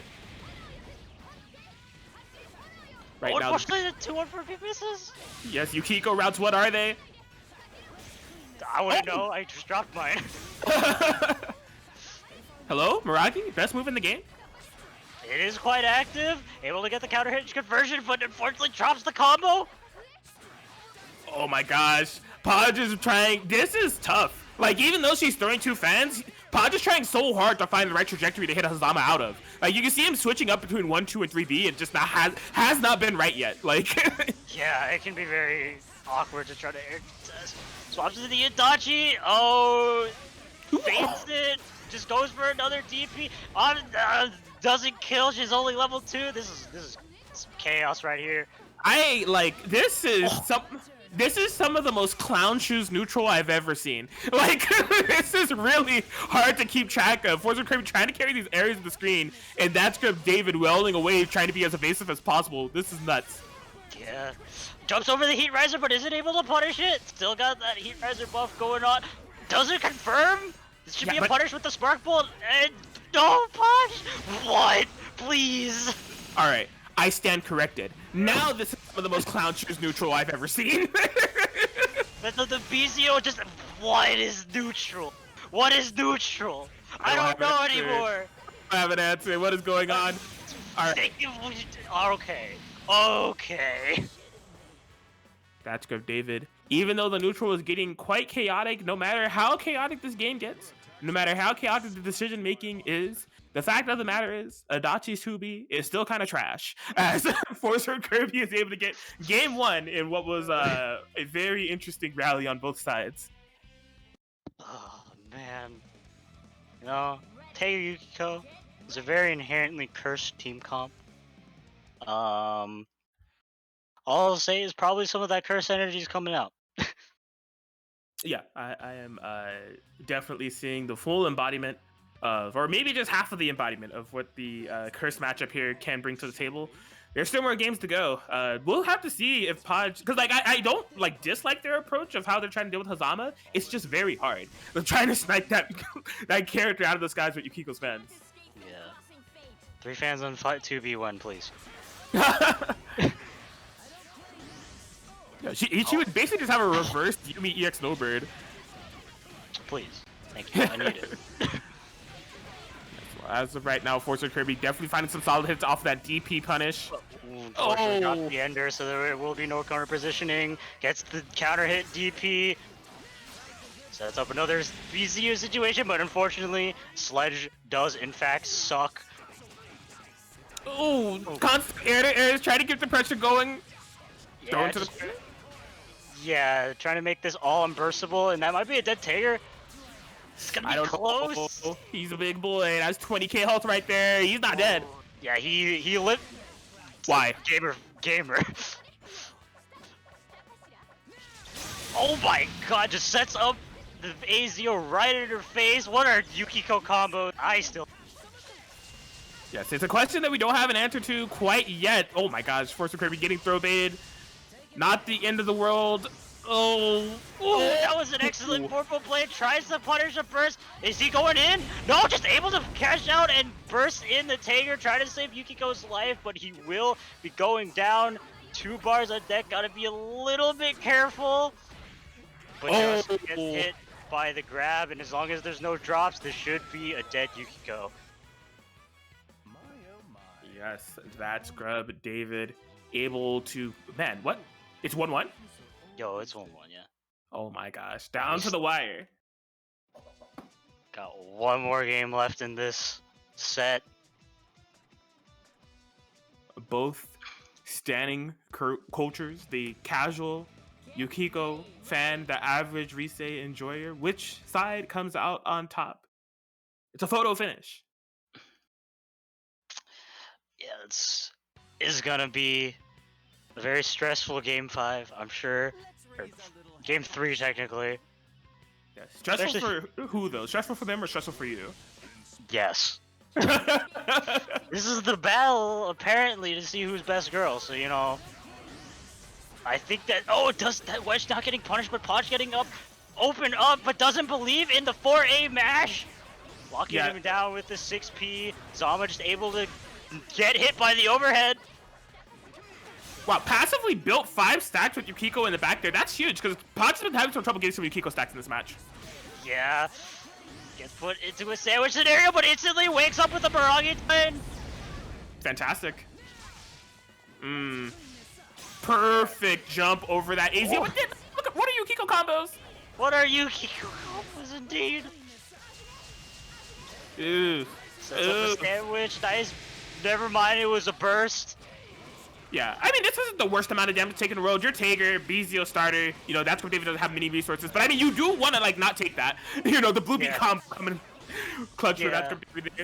I think he was expecting a reset. Oh, flies straight into the Phoenix, all up to solo Adachi. We have seen that Scrub David make this comeback a multitude of times. But that is a looming level 7 Yukiko in the background. Yes, that's what they're trying to keep the pressure going for as long as possible. Resonance activated. Yeah, call that 6P. What a Vorpal Blade. Oh, it goes with the DP. No punish on it. The Sager looking incredibly low. Has to be careful. Swaps into the Yukiko. And all this chip is building up. Resonance is over, but excellent jump over. Yes, this is getting more and more intense by the second. Oh, called out the freaking Meraki. Oh my gosh, yeah, I think Forcer could be doing an action within the freeze frame, and it ended up coming out straight up after the startup, and that's good. David will be rewarded for that call right there, and Team Reese Enjoys will be victorious over Team Yukiko's biggest fan.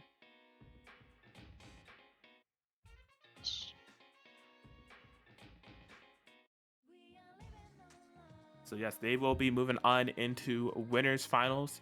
We'll be having to deduce who their opponents will be between I'd rather do Parsec, which is the team of Riazo and Zero Shadow Blood, versus Take You to Brazil, which is Guzman Gaming and myself. You know, I gotta say, if there's any doubt about any player that I have within this four of us, it would only be Guzman for one reason. All right, I am following the team protocol. I'm logging in Brazil colors. I need Guzman to do the same. Guzman, if you can hear me, don't leave me hanging. Give me some greens. Give me some yellows. We need to have a coordinated effort here. All right. But no, in all seriousness, well, maybe maybe not in all seriousness. I don't know. I feel weird talking about myself, but this will be an interesting match. Yes,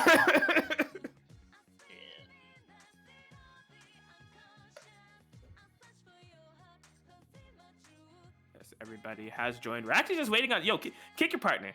Get him out of here. I don't know where he's at. He's holding things up. Podge, I give you 15 seconds to auto pass. All right, I'm counting down. Podge, please. 1, 2, 3, 4, 5. Okay, he's just gone. That works too. It works indeed. All right, so Guzman has the Ragnar Ruby locked in. Going to be going up against the 9 Yum from Riazo.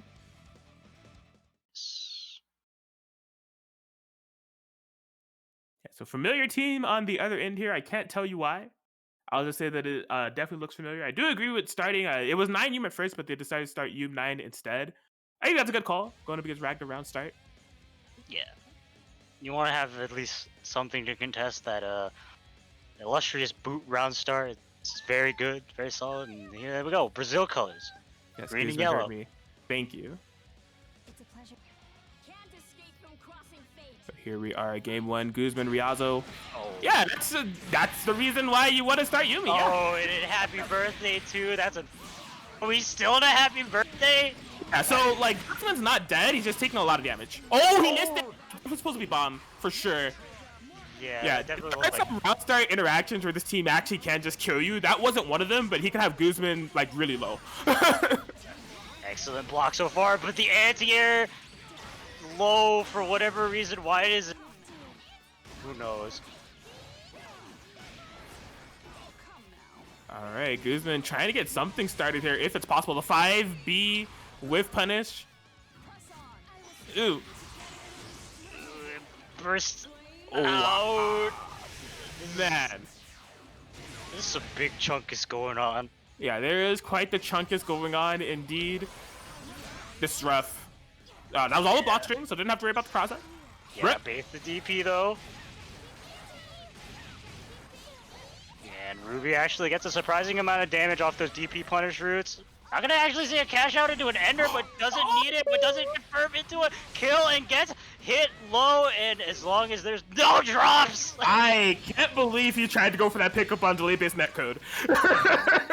oh, more drops, more spaghetti, but doesn't bait that DP. And Guzman almost was making that solo Ruby comeback happen, but DP too powerful, invul moves are cheating, and just able to go down to the 9 DP. Indeed, indeed. Yeah, nearly able to make it come back with the Resonance Ruby. That no super gave me some anxiety, but if they had the two-hit confirmed, theoretically they could have netted a kill, but Rialzo proving much too powerful, especially off of that round start. That round start, although they didn't get the full combo, even then it would still put Guzman on the back foot with two like half health characters basically. Yeah.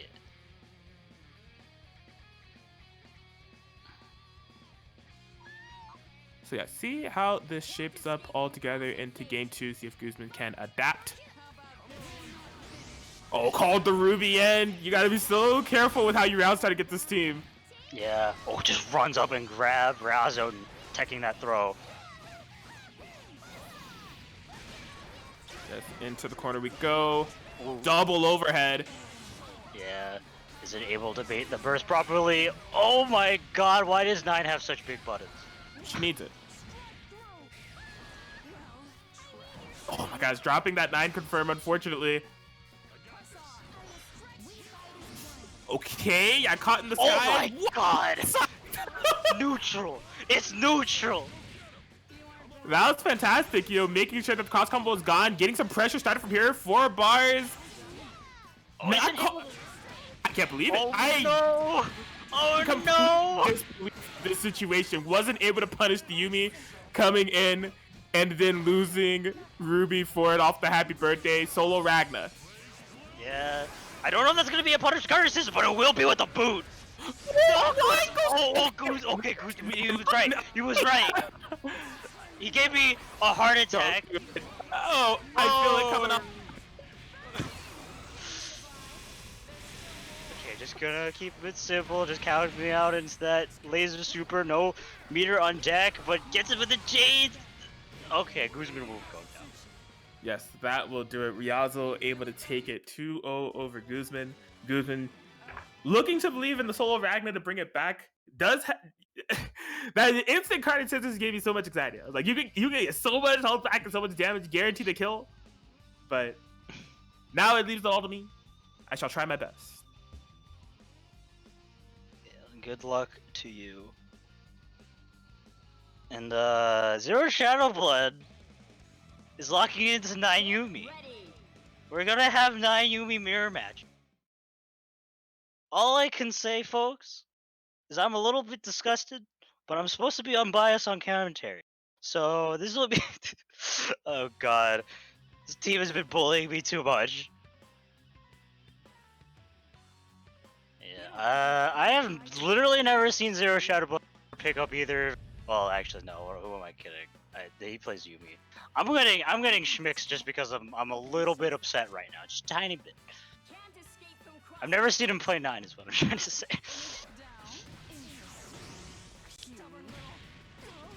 Oh yeah, just able to auto-correct with the 5A, finds a good place to burst. That excellent 2B call just to cancel out that 9-6P. Tries to call out something with the freaking 3-hit low. Oh, baits the DP, but no punish on it. Excellent teleport out of the same side, cross up overhead, setup. Oh, yeah, the mirror just able to pick up not a huge amount of damage. Gets the Andronite side swap combo. Unfortunately, misses the 2C ender. Oh, fortunate drop on the combo. EX Snowbird is coming out, but the EX Fist able just to invul through it. Nice tech on the throw. I can't believe those two things clash. Excellent jump out of the situation. Just going to be getting the aerial rave ender. Probably setting up a sandwich scenario, yeah. What side did that hit on? I don't know. 9 just able to get burst out, gets hit by the 6P, no full conversion though.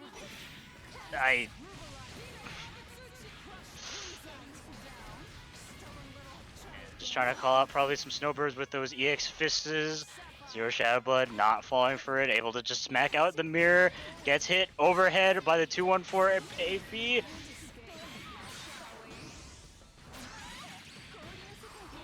Oh, does it to cash out into the clocks? Just trying to get that 5B pickup. You have reached rampage time.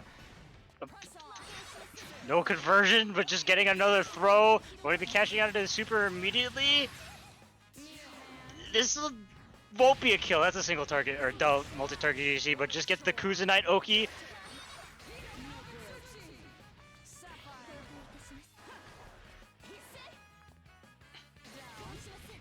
Getting the EX Fist, that move is plus, but not believing it. Gets tapped low.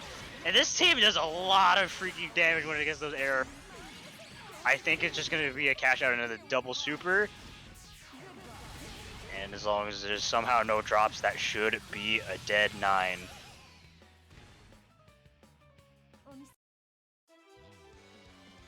Do not be ashamed. You were both very impressive fighters.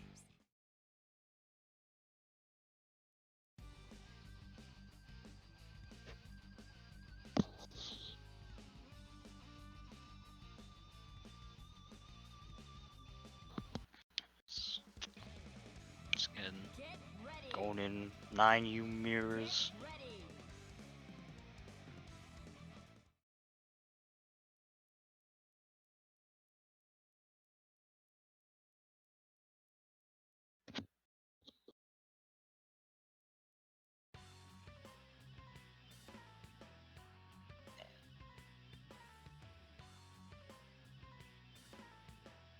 Yeah, so last time Atkins neutral game was a lot of Zero Shadow Blood's actions just with those EX fix, just because they are projectile invul and able to convert off it if you do get the right hit on those Yumi snowbirds. But Zero Shadow Blood recognizing that and just kind of like being a bit more patient on the neutral.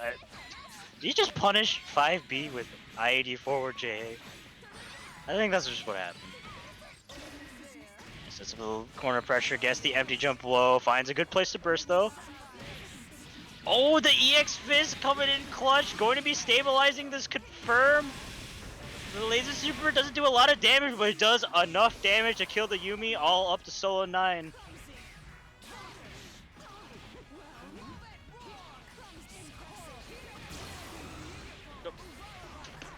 Atkins, what was that combo? I don't know, but it called out the raw tag with the clocks, but the resonance will be running out. This is going to be a difficult comeback to make. Oh, but gets hit by the 5B. I see almost 4 meters on deck. I don't even think he needs it. It's just how much Yumi doesn't scale your combos, and Atkins will be going down. Couldn't clutch it in the 9U mirrors and moves on their team. Or I'd rather do Parsec moves on to the next round. It's going to be fighting a Reese and Jors in winners finals.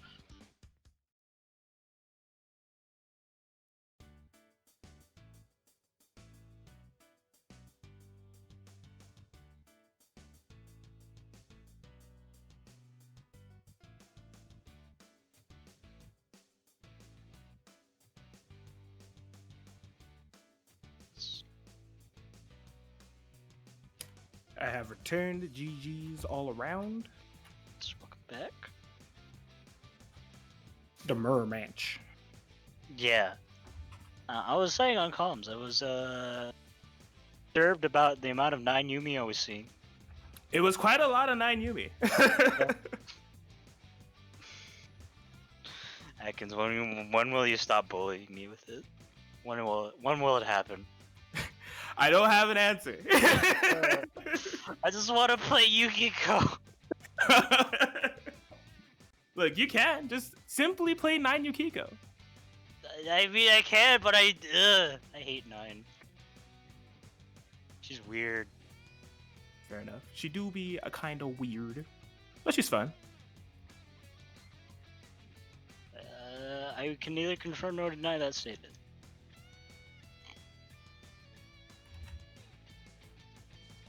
This does put I'd rather do Parsec into winners finals territory. Going up against Reese and Joyers, I imagine we're going to Yukiko's biggest fan versus Chaotix Games fanboys. Looks like with Serene Smile actually on in lobby, it looks like your team is going to be up again. Oh, that works too.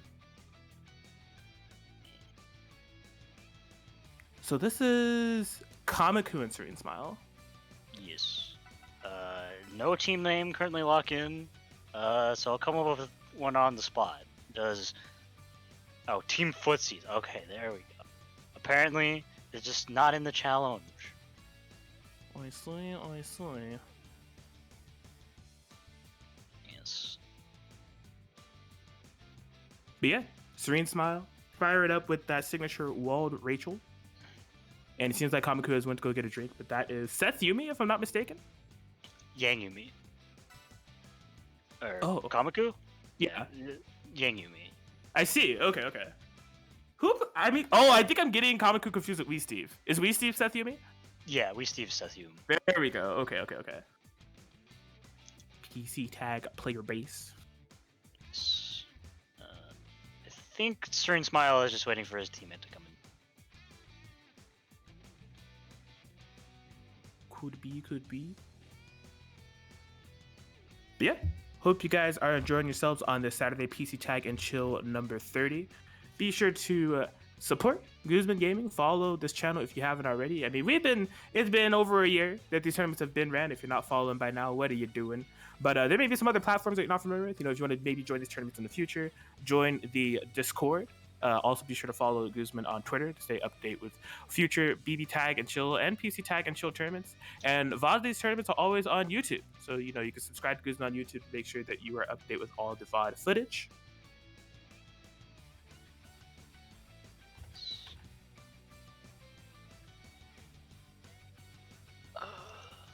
You still got those facts from last tournament? Like, you still got those on deck? No. And even if I did, I think we went through them all from the last PC Tag and Chill. That was a temporary document. I didn't actually save to my computer. It was just up there for the entirety of that day. Damn, that is unfortunate. Yes. So I'm not sure it'll fill time here. Just waiting on Kamaku, who is going to get a long drink of water. Maybe they're just really thirsty. Yeah. I mean, hydration do be important. Drink as much water as you can. Just don't drown yourself in it.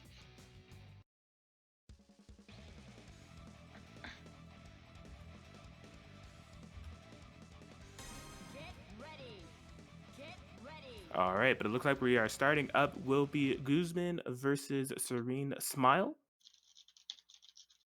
Yes. And I don't know if Guzman hosts these tournaments, but doesn't often play in them. So I don't know if these two have ever played against each other ever. Like, this may be their initial meet. Yeah. I'm not sure how it is in some other tournaments. They might have crossed paths in like maybe a Big 8 or something, because I do know Serene Smile does have a PS4, so I wouldn't be surprised. Absolutely. For now, nice anti-air to get things started here for Guzman. Oh! Yeah, just able to smack that Ragnar a little bit. No conversion, but all these Rachel projectiles are definitely going to be a pain to deal with. Jeez! That is like the name of the game here for Serene Smile. There are so many bats on screen. Yeah, just interesting. Really never using them to actually like kind of force Guzman to approach, but Guzman was just kind of willing to take all those bats. Yeah, just controlling space is Serene Smile here. Oh my gosh, yeah, tried to anti-air 5B, wasn't quite successful. Yeah, gets hit by the 4P, able to convert off it. No meter on to make anything crazy happen. It has to be careful of this Ragnar. He is in the touch zone. Ooh! Almost able to get that confirm off the fly, not quite. Oh, what are you doing? Try to smack George, but Serene Smile not believing it, but the Lobelia coming in, just smacking him right in the face. Tosses out the George. Lots of plus frames here. Guzman in some trouble. Not undoable with Ragnar level 4 resonance, but just hasn't really been able to get anything started throughout the entirety of the match. Yeah, but Serene Smile characters are really low, or high, sorry. And just burning out all that resonance. I believe there's still a George in the back there. No, I hear it. Okay, I think it disappeared now. Yeah, Guzman is a rough spot. Calls out with the carded scissors, isn't able to get in the resonance. Base the DP, and this is huge. Able to kill this Rachel as long as there's no drops. Oh god, never mind, it was a reset. It was a reset to save the meter, even though he had no meter. Blocks the unblockable, but doesn't duck it. Oh my god. Guzman game. Guzman Gaming is Guzman Gaming right here. I don't even think this is gonna kill the DPD, but goes for the phone steal. DP will be able to I can't believe he went for it. Guzman making this solo ride comeback happen, but just gets sucked into the 5C. What the hell was that? Full screen 5C was the choice, and full screen 5C, much to my dismay, was the answer. Man.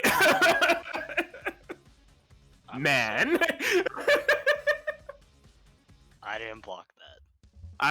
Neither did Guzman, and I guess neither did I.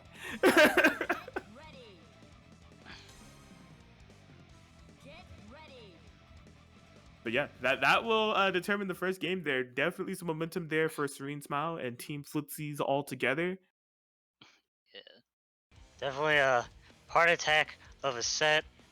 I'm sure for Serene Smile, considering how well Guzman was playing that 1v1 game. He had a sliver of health, and the man said, I have no fear, just went in, made a lot of right reads, and just able to kill the character. Oh my god, round start 5A working out this time, but unfortunately isn't able to stabilize the happy birthday. I am so surprised Rachel was not smacked. Oof. Oh, wasn't quite able to stabilize the combo, Serene Smile. I don't, where is anyone on the screen right now? Fantastic questions. I don't really have any answers. Oh my gosh. No punish on the 236B, setting up more Rachel pressure. She's just zooming in the sky. Be on the ground. Yeah, this neutral is getting more and more chaotic by the second. What a call there from Serene Smile. Didn't get a full combo, but I mean, the pacing continues. Yeah, sets up the pressure, goes with a grab, nice tech. Ooh, is that DP getting punished? Kinda. It's a lot of residual damage on deck. Yeah, just not allowing Guzman to move at all whatsoever. Just saying, yeah, I may not have had the full both for confirmed, but that doesn't mean you can move. Yeah. Ooh, doesn't stabilize the combo. No punish on the 236B again to hit low. Goes for the overhead reset. As long as there's no drops, there should be a dead walled. Brings in the Rachel, activates resonance instantaneously. Wow. To do that post resonance is definitely a ballsy call. Oh, what? There's lots of spaghetti. There's too much spaghetti on screen. Is that gonna punish? No? Yes? Maybe? Oh my god, the chip damage is here. You can't escape. Very smart push block there from Guzman to get out of this situation, but it's just still getting more and more chaotic by the second. Serene Smile with this Rachel is out of control. Yeah, George still on screen. Gotta be careful. That DP has such high vertical ranges. George came out? I'm so confused. Apparently, yeah, George came out and George saves the day as Serene Smile is able to take game one for Team Footsies. Yeah. That was some chaos and spaghetti if I ever saw. So I'd be fully inclined to agree with you there.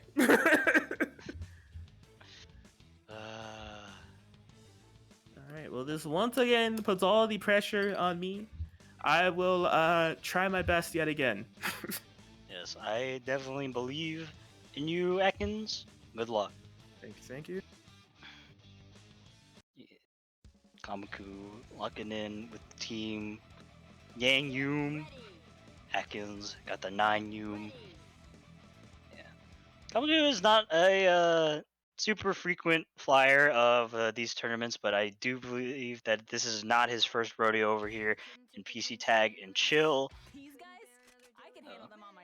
can see what he's got from last time. Yang Yumi can definitely be a very scary team comp to have to deal with, just Yang pressure plus Yumi assist. It'd be very terrifying and layered, especially just trying to make all of Yang's kind of unsafe overheads safe. Oh, probably try to bait a burst with the 2B there, but the Yang Karma coming in clutch. Oh, unfortunately there was too much block stun on deck for that throw to set up to work. Sets up a sandwich, but doesn't believe in the 6P hit. Oh, wakes up with the 4A. Kamaku not ready for it. Goes for the wake up super, but there is a dead zone there.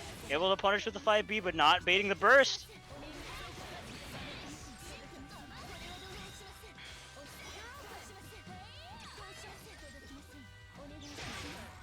just still in the air, risky DP, but working out for Kamaku. Opts to swap in the Yang just to get the eye burn status. And this definitely might be a kill with the cross comp. Doesn't even need it, just gonna be cashing out with the EX Aerial Rave. Oh, wakes up with the 5B. Is that gonna be a kill? Yeah, and there goes both Yumis all up to solo 9 and solo Yang. Isn't able to confirm off that.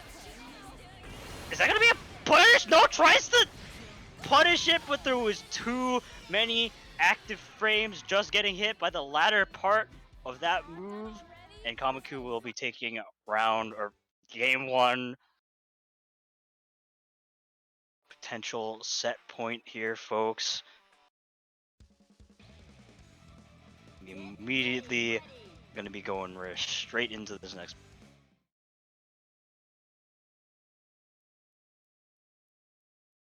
I couldn't take it, couldn't stand another minute. These guys?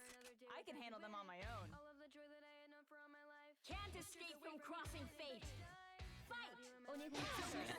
Oh, excellent call out with a JB trying to bait a burst. Oh, biting. Excellent push block out. 5B isn't able to reach. Oh. Hello? I'm not sure what happened in that situation.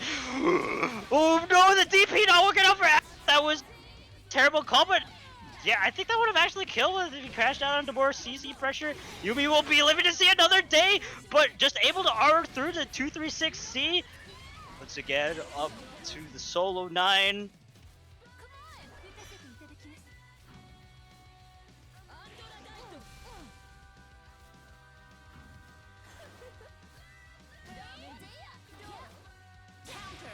Oh, trades coming out, Yang coming out, push on the aftermath. Oh, unfortunate, drops the combo. Atkins activating the resonance on the wake up. Unfortunately, doesn't stay solid, just getting hit by the staggers.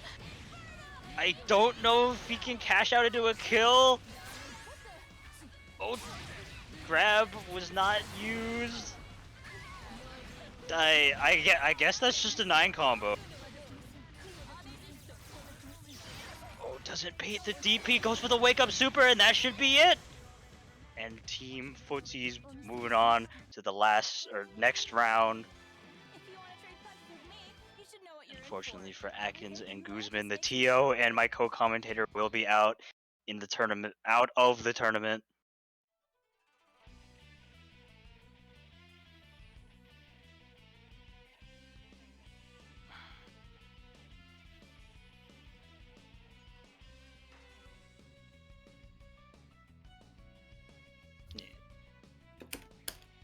All right, and I have returned GG's, Kamaku and Serene Smile. Yes, yes.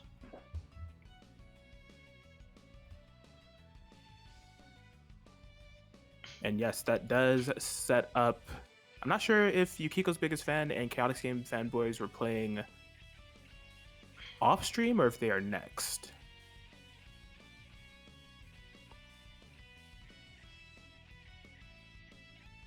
It looks like we will be playing off stream. Yeah, so I will have to bid this room farewell, it looks like. All right, I could host a replacement. Yes.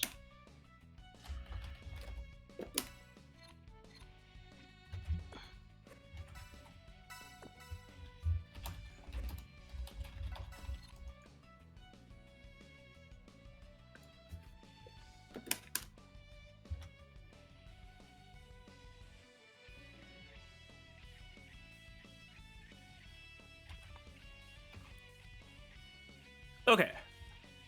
So yeah, Yukiko's Biggest Fan and Chaotic Games Fanboys will be playing off stream, and we will have winners finals. So if I'd rather do Parsec with Rialzo and Zo Shadowblood versus Reese Enjoyers, which is Yusoro and that scrub David.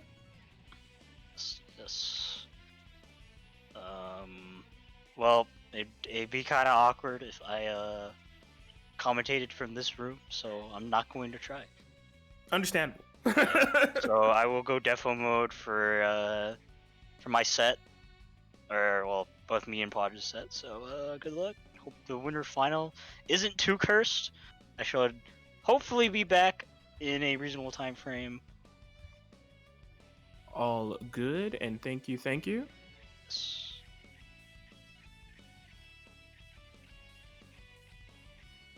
Yeah, should be interesting to see what we have in store here. If the I'd rather do Parsec duo are both locked in for 9 Yumi for the entirety of the tournament. We didn't see their first match on stream, which was against E2 Deku and Potion, but both looking strong nonetheless. Going up against Reese and Joyous, who have had some tight matches for the entirety of the tournament, like really going down in the wire each and every time, but remaining victorious up until this point. We are only awaiting Ryazo at the moment.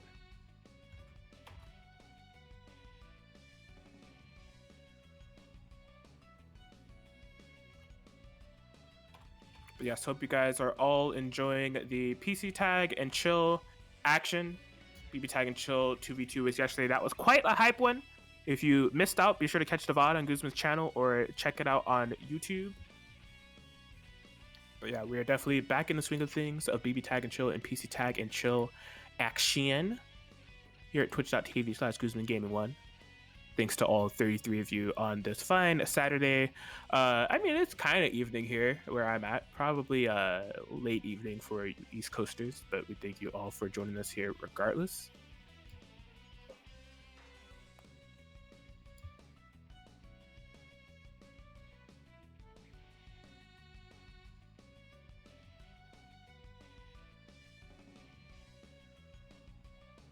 Okay. And it seems like what we're doing, we're actually having the player B's matchup, which makes sense. This is like the matchup that's going to happen all together. The outcome of player A, the outcome of the player A's playing doesn't really influence this matchup. The matchup, it just influenced later's matchup. So it will be That Scrub David versus, I believe, Zero Shadowblood, if I'm not mistaken.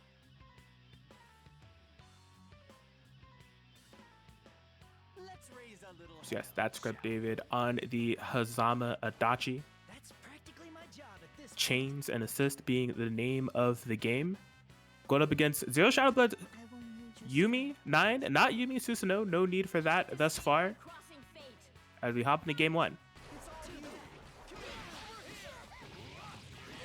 Alright, That Scrub David getting the better of the exchange initially. Ooh, counter hit. Force sandwich, able to bait the burst as well. Just couldn't quite get a full combo. Nice anti-air from Zero Shadowblood, just couldn't quite confirm it. Yeah, definitely they're filling each other out in the neutral, but That's What David is getting a lot of assist calls. You can tell by the Diamonds 3 versus 1. Nice DP to get out of that situation. Zero Shadowblood sitting on a lot of Barn resources. Just hasn't found the situation to get it all going. Counter hit on the incoming. This is rough. Yeah, too far away for the 6A follow-up, but still just finds the meaty on Yumi, and yeah, it's going to be solo 9. More than capable of doing it. Especially with this start, just, okay. Good that, oh my gosh. I was going to say that good on the, because I was wondering if we were going to see a, I think it's Androdite? I don't know all the spells by heart yet, but basically the ball multi-hit, you could still corner with it, but was still able to get the 2-1-4A to get the same situation, but could not get anything started from there, as That Scrub David takes game 1. And That Scrub David's approach definitely seems to be to overwhelm. We saw Zero Shot, but not be able to really call out any assists or kind of navigate the neutral game, just given all the stuff that Scrub David was putting on the screen. But the team is more than capable. Again, I don't know how much experience Zero Shadowblood has on the team, but could just be kind of filling things out.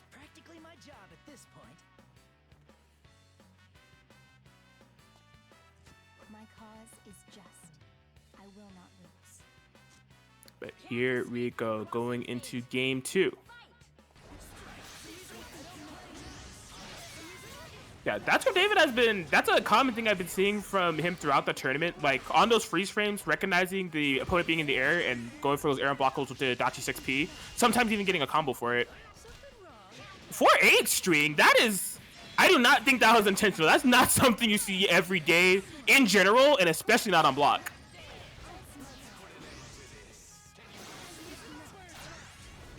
Okay, Yeah, solid lockdown there from That's David, getting the throw reset as well, making it all unburstable, trying to big DP zero shot, but not biting, gets to the overhead, the burst bait as well, but wasn't able to get a punish.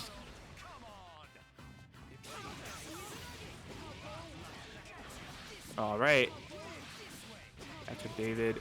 Back to the corner we go. What's the Oki? Nobody knows. Oh, yeah, that was definitely tough to block, but really hard to blockable, maybe borderline unblockable situation there. What a TP. Oh, what was safe, but still hit buttons afterward. Yumi definitely going to be victorious on that exchange. Them buttons do be fast. Oh, my gosh. Okay, wait for this as the confirm. I don't think it's death, no. Oh, but a DP from That's David will get punished. Solo Hazama to try to bring this back. Counter starter wasn't ready for the continuation there, but zero shot, but still taking control of the matchup. Are we setting up unblockable cities? Oh no, didn't do a 2C beforehand. Oh, the bait on the anti-air. That's David was able to find it. I imagine this is a dead 9. Maybe 2C into the super. Oh, wow, that was... I imagine... I've never tried doing that combo myself, but I imagine it's a bit rough to time, especially on delay-based netcode, but was able to get it. As we are now locked into the 1v1 situation. They hit confirm off the overhead, straight into the super. What? Very generous on that combo. Air unblockable, able to find it. That was insane. 5v, not close enough to confirm, and That's David will be able to take it. I think that's 2 games. Let me make sure. Yeah, that would be 2 games there for That's David and a game there for Reese Enjoyers. It seems like Riazo has returned. Maybe what Riazo did not know as they were gone is that now all the pressure is on them. So it will be up to Riazo to defeat Yusoro initially, and then That's David afterwards. The question is, what is Riazo thinking? You know, we see the 9 Yumi thus far, but there's definitely other characters that we do know Riazo for. Makoto, Gord, just to name a few. Yusoro is locked in. Adachi and Hilda as well for Riazo. And it looks like, no, they are going to be sticking to the 9 Yumi.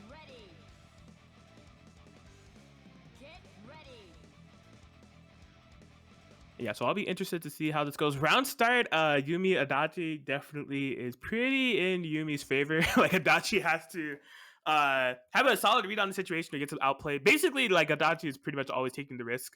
And against this team, it can be fatal, right? We even saw in a previous match, I believe it was Riazo versus Guzman, you know, getting that 5A round start. Didn't even have the ender of the combo, but still cashing in so much damage off the happy birthday situation. So it's just something that you want to be really careful about. So it'll be interesting to see how Yusoro navigates around this. Oh boy. Bit of chunkus, but we're here. Game 1. Oh, nice 4P check. Just couldn't quite get a combo for it. Calling out the dash over with the 5A Yusoro. Setting up the B0. Narukami in front. Nice overhead.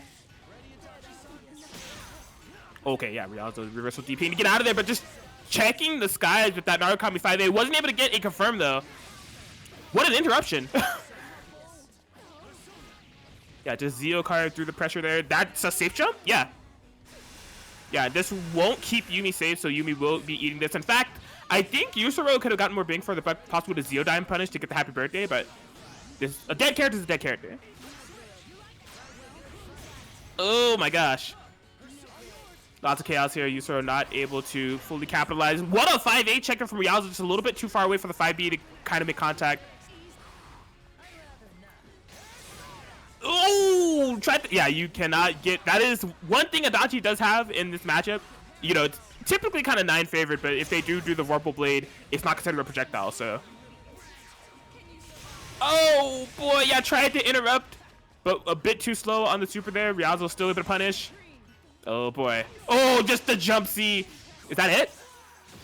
Yes, that will be it, as Yusoro is able to get game 1 for team, I think, Reese Enjoyers. Reese Enjoyers, indeed. Stop pretending you know me just because And again, you know, this is deducing who is going to be able to lock in that grand final spot.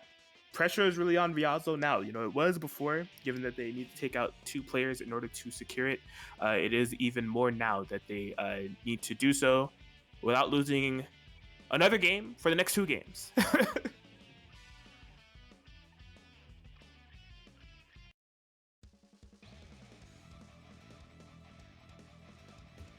But yeah, they are committed. We will see how this works out. Get ready.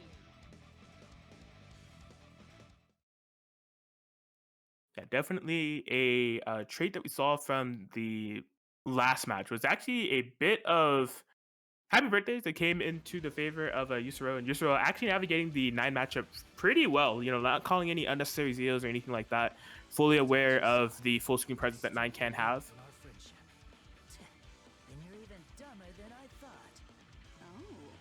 Oh, looks like you might But be yeah, more Rialzo like definitely not out of it yet. Can bring this back. Crossing fate.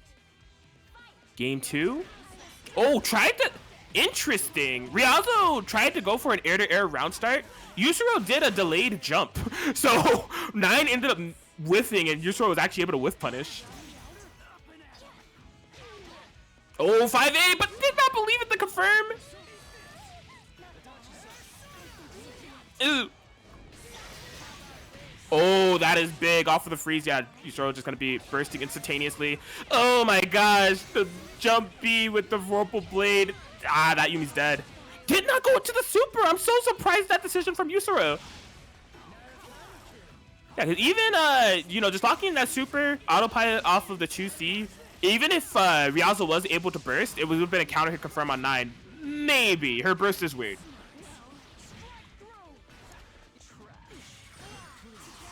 All right. For better or for worse, Yusuro stuck into this corner. Oh, just a missed time on the plus frames to try to get the throw. And Rialzo's 9 will be going down here. No meter needed. Rialzo on the solo Yumi here. And this is rough. Gets hit by the Zeo, but no confirm for Yusuro. Oh, wow. Surprised there was no Zeo there to kind of capitalize. Oh my gosh, off the trade. And that will do it.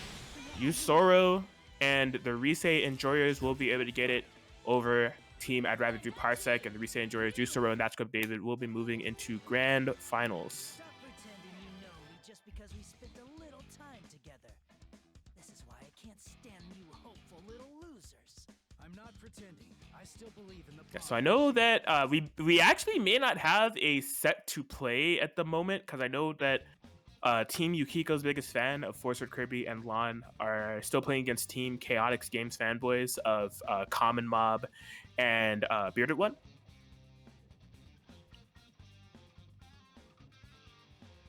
And yeah, we would know if it was done, because we would definitely have Lon's voice or presence gracing us here.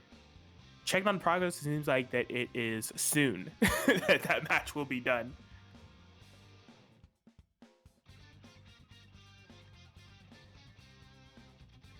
But yes, winding down in the bracket, trying to determine what essentially would be top 4. Because, you know, losers round 4 is approaching. That would be losers semis. Kamaku and Serene Smile awaiting their opponents.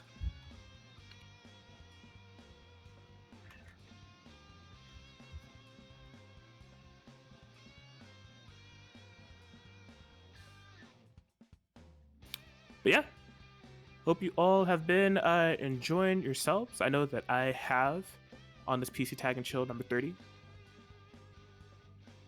Solid BB Tag action. Happy that I was able to participate as well. A bit bummed about the performance, but you know, it's all good. Just gotta come back stronger.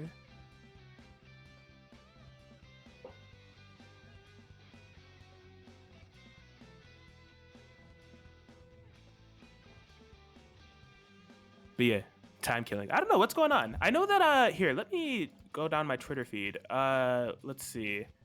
I know that I think there's another tournament happening either today or tomorrow or very soon. Let's see. Yeah, it's Broske Levi's tournament happening on Monday for any East Coast BB-Tag players, I think on PS4, if I'm not mistaken. Unfortunately, I haven't had a chance to tune into that tournament quite yet, but it is Resonance Blaze. So if you want more information on that, be sure to check out Broske Levi on Twitter at Broske_Levi. Support that event. Don't know if there's any Sunday BB-Tag tournaments. It's typically Untamed Gaming, but they're a bi-weekly. They just had their tournament last week, so there's nothing happening tomorrow.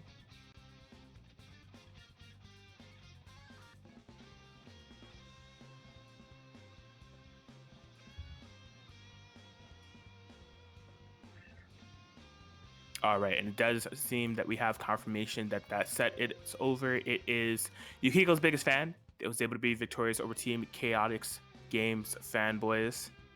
So they will be moving on to face Kamaku and Serene Smile. They're just taking a quick break before we get that match started. You guys can check out the bracket here, as we have definitely introduced the top 4.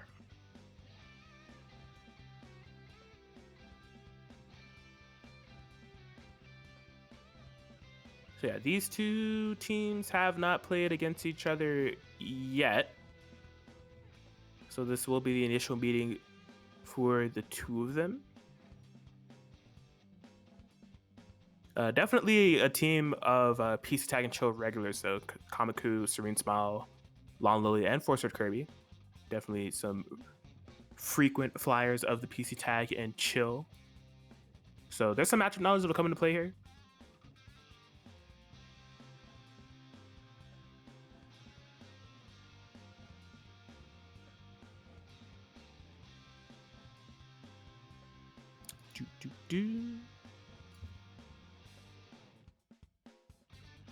Yeah, I gotta remember, their name is Team Flitsies.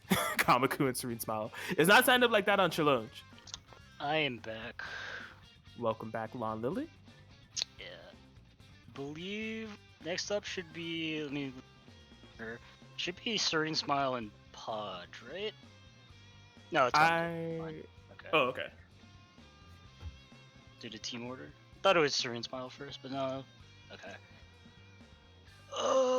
Should be getting on to the next match. Sorry, I had to use the restroom, so that's why it was just AFK. No worries at all. It all works out. But yes, we are underway. Force-Sword Kirby versus Kamaku on this Yang Yumi.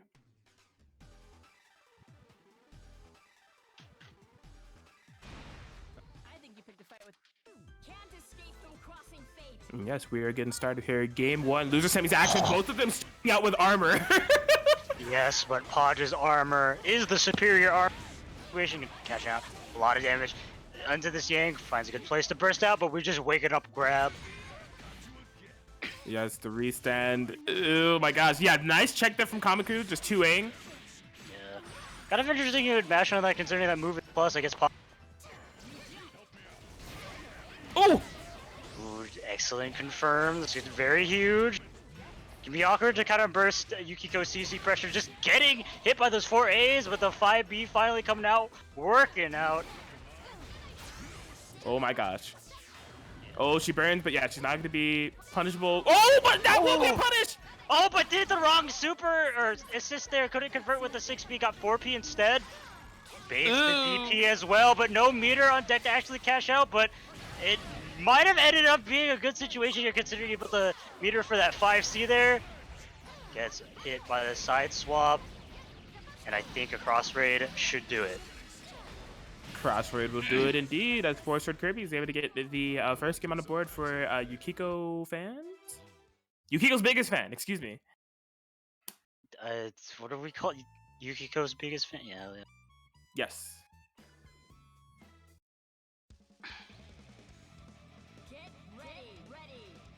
Yeah, definitely some crazy interactions that were happening throughout the two of these plays.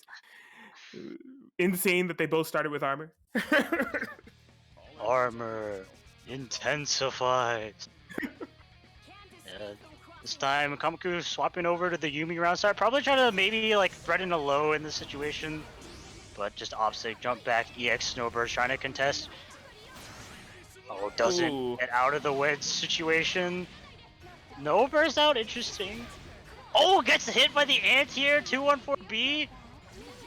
I thought that was really smart of Force Kirby to try to confirm with the double 6B. Just to like, it was kind of an awkward looking confirm, so just throwing out 2 fans so they have a way to kind of stabilize confirm. Yeah, fans can be a great way to stabilize confirm, but we're also stabilizing is the 2B confirm. Uh-oh. Oh my gosh, yeah, I actually had the hit, but was not able to get a combo off of it. Kamaku did not watch the toes. The Yang was in and safe, but ran straight into the Phoenix. I think that's a fatal decision. She is an 18k health character. This is close, yeah. Oh my gosh, and she burns. We'll be put into semblance, but has to be careful about everything you're doing. By careful, it means JB. Oh boy. Doesn't bait the DP coming over. Kamaku still has another chance at life, just trying to get these EX snowbirds. Doesn't confirm it with the 5BB, but does confirm off this one. Yeah, and I mean, this will be some good damage to get started. Won't quite be a character kill, but 10k is 10k. Yeah, tries to whiff with 2A, maybe trying to bait out a get B or something. Swap back into the Yukiko. Trying to maintain that corner pressure with those snowbirds. Podge getting hit a lot. And I think with level 7, yeah, that's definitely she's going down. And set 1 goes over to Yukiko's biggest fan. That is correct, Mundo. Team Yukiko's biggest fan. Fire it up. And yeah, it will be going. Yo, dude. Top 10 anime betrayals. Top 10 anime betrayal. Oh no, the teammates are fighting. That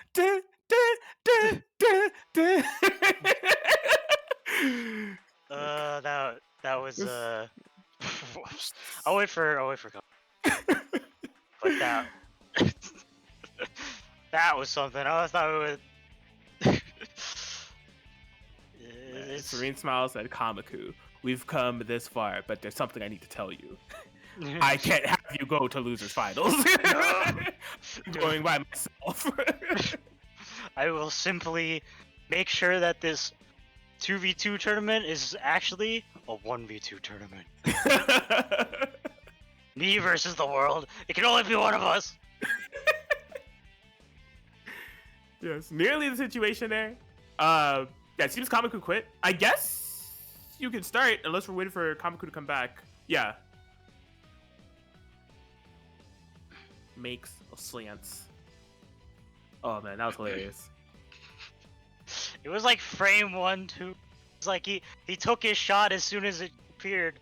Anyways, that's him. So we'll go defo mode. Wish me good looks. Best of luck. Yes, and here we are, Lon Lily versus Serene Smile. Lon Lily locked to the fan team for the entirety of the tournament to try to get things started. Possibly going into probably one of the most eccentric matchups they've had all tournament long. You know, Serene Smile is definitely a wild card of a player to fight against with such a, you know, a defining team for themselves, Walled Rachel. But as I said before this match even started, a lot of these players have played against each other in previous PCTAG and shows, so they know possibly a little bit of what to expect going into it. Game 1 situation. Yumi versus Walled round start. Okay, yeah, they both take the defensive. Oh, possibly just jumping at the very end of that Phoenix. Good burst timing, you know, just making that Yumi 2B whiff.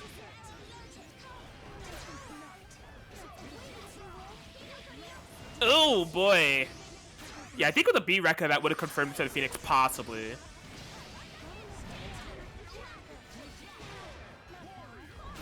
Oh boy. The lockdown. Whew. Okay. Phoenix doing a lot of work here for Lon. Even if they aren't making contact or hitting or if they're blocked, Yukiko's at 6 stacks, so.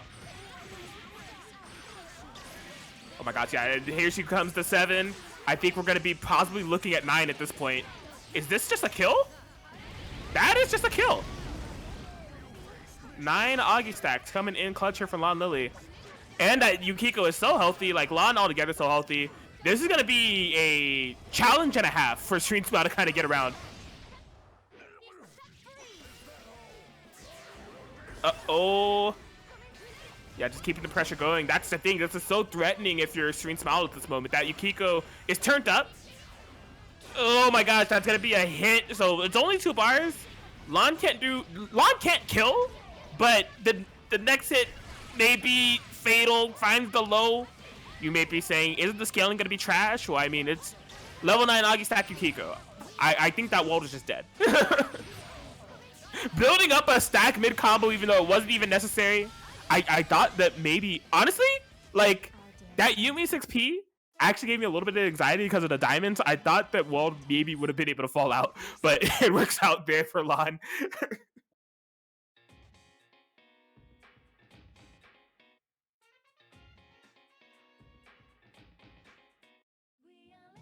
So yes, Team Yukiko's biggest fan is a game away from getting into that losers finals territory. I imagine that the waifu war stems deep. You know, Yukiko's biggest fan has to want to run back against Reese and Joyous. Like that, it's a canon matchup that I'm sure that they want to try make happen no matter what. In terms of this set, making good pacing, you know, just game away from doing so.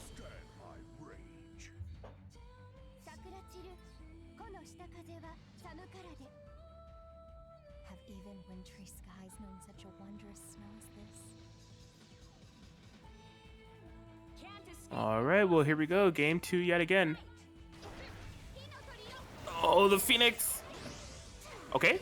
Yeah, it seems like Lon is looking even on block or on hit. Let's see how many Yukiko Phoenix stacks I can get. Not a bad game plan altogether. The restand, Serene Smile not ready for it.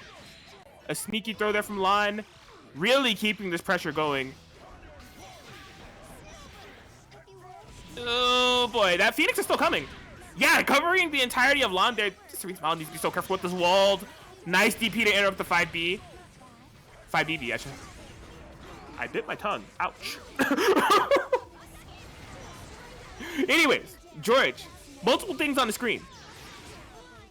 Oh, that had to be a missed push block. Oh, wow, yeah. Fantastic response with that Yumi jump C into the Yukiko assist. 8 stacks. Not quite able to kill the Rachel. Oh, but that 5P will seal the deal. Yep, cross raid, and there it is. Team Yukiko's biggest fan able to take it 2-0 and move on into losers finals. Forward Kirby and Lon Lily making the run, trying to make that faded run back between Reese and Joyous, Yukiko's biggest fan, happen. I had every bit as much fun as you did. Care to Yes. join me for another dance? We're coming back. Seems so. There's one more impediment in the way, and it is Team I'd Rather Do Parsec, which had a solid winner's run up until this point. You know, they did run into the roadblock of Reese and Joyous, who is sitting in that grand final spot. But yeah, just being sent to losers now for this losers final set. Yes. Assuming that is the next set we'll be having up. Considering that there is nobody left, that is actually a good assumption, mate. Indeed, indeed. It's only waifu wars from here on out, right? You guys representing Yukiko. I mean, Team I'd Rather Do Parsec seemingly representing both Yumi and Nine Hive, and then Reese and Joyous, you know, spiritual successor trying to represent Reese all together. Yeah.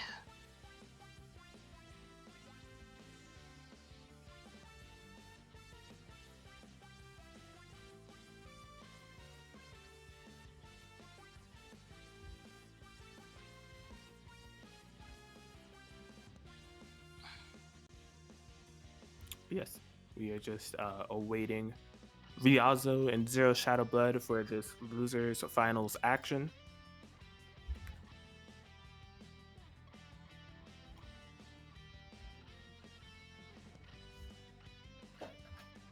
Let's wait patiently. Now, I gotta say, this is probably the team I wanted the least. I've been complaining about 9 all tournament. Because I'll tell you what, the 9 versus Yukiko matchup is god awful. Yeah, well, is, I have some bad news for you. Yeah, so it's definitely going to be an uphill battle if they are sticking with the the 9 Yum. Yeah, I'm afraid. I'm just a little bit, tiny bit afraid because 9 Yum is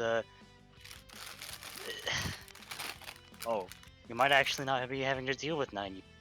That is Susanoo I see on deck. Could be possibly a switch for the top 3 situation. Yes.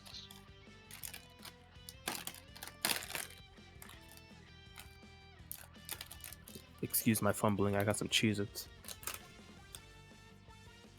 Oh, the type of Cheez-Its? The duos jalapeno cheddar jack. Respectable choice. Indeed. Yes. Okay. I guess we have been spared question mark from the terror of 9 Yumi, but I'll just say this ain't so much better. Yes, Hilda Adachi coming out here for Ryazo. This is interesting. I don't I don't know if there's a matchup that's happened before. Ryazo definitely has some tips and tricks when it comes to the Hilda Adachi comp that you want to be aware of on the defensive and while you're getting comboed because there's some air unblockable resets and some zany stuff that could happen. So see if Forcer Kirby's going to be ready for that, is aware of that. Our performance here will determine the But outcome of this same thing on the other end, right? Ryazo also, I mean, this Taker Yukiko, you don't see this team every day, so... This will definitely be a very tough matchup for the Tager. He doesn't exactly have a particularly fantastic ways of dealing with pressure. Gonna be very tough. Yeah, that mid combo reset was fantastic for Ryazo to get like about 8k on Tager altogether. Yeah. Oh boy. Yeah, always gotta be careful about bursting Podge's combos. Ooh, Bluebeam combo? Oh, gets hit Wow. by the unblockable 5s. And there goes the Tager all up to solo Yukiko now.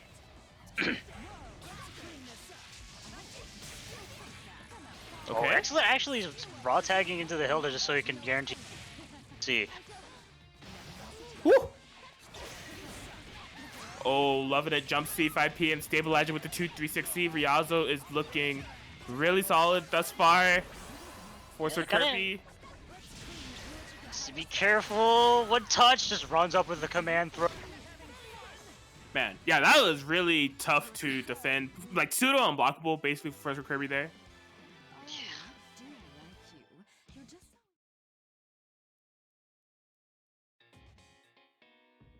But yeah, Ryazo, team I'd rather do Parsec taking the advantage. Podge definitely couldn't get anything. Well, anything too major going. There was a point. Ryazo did burst kind of badly on Podge's combos, and just unfortunately afterward there was no punish.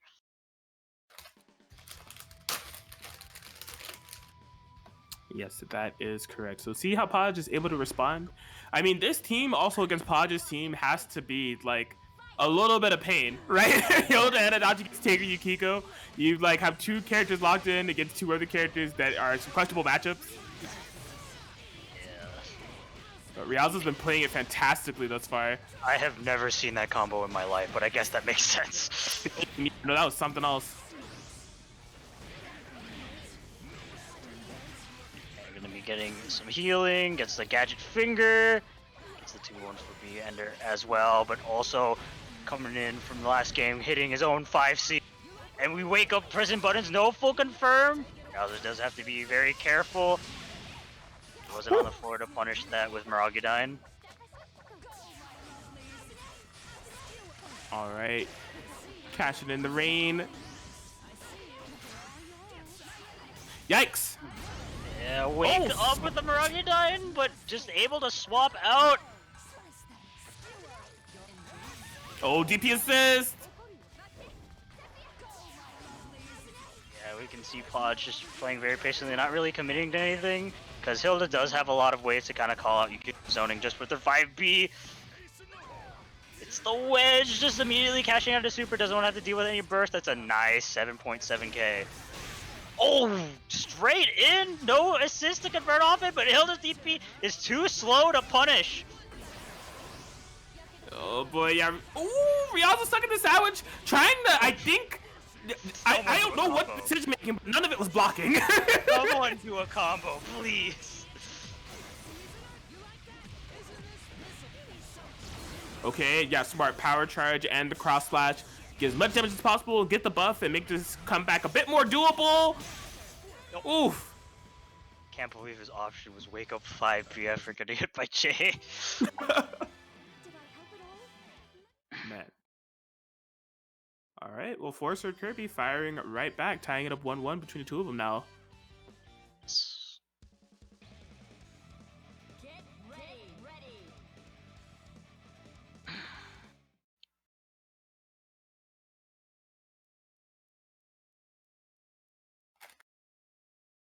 So this is definitely the fight to see who gets the momentum and who has to play off of the back foot. Very important game here for both sides. I'm sure at least one person that is on the mic right now has full investment in this game to see how it goes. Yeah, I definitely say one of us definitely does. Sets up the BZO, good block so far, but still in this pressure, able just to armor. That was so weird. How did Adachi not get hit?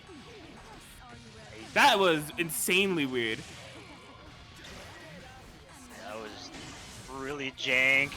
Just able to punish the burst with a DP, nothing too huge. Oh, tries to contest with a 4A, but Hilda's button's a little bit too big for Yukiko. Goes for the classic Ryazo DP assist reset.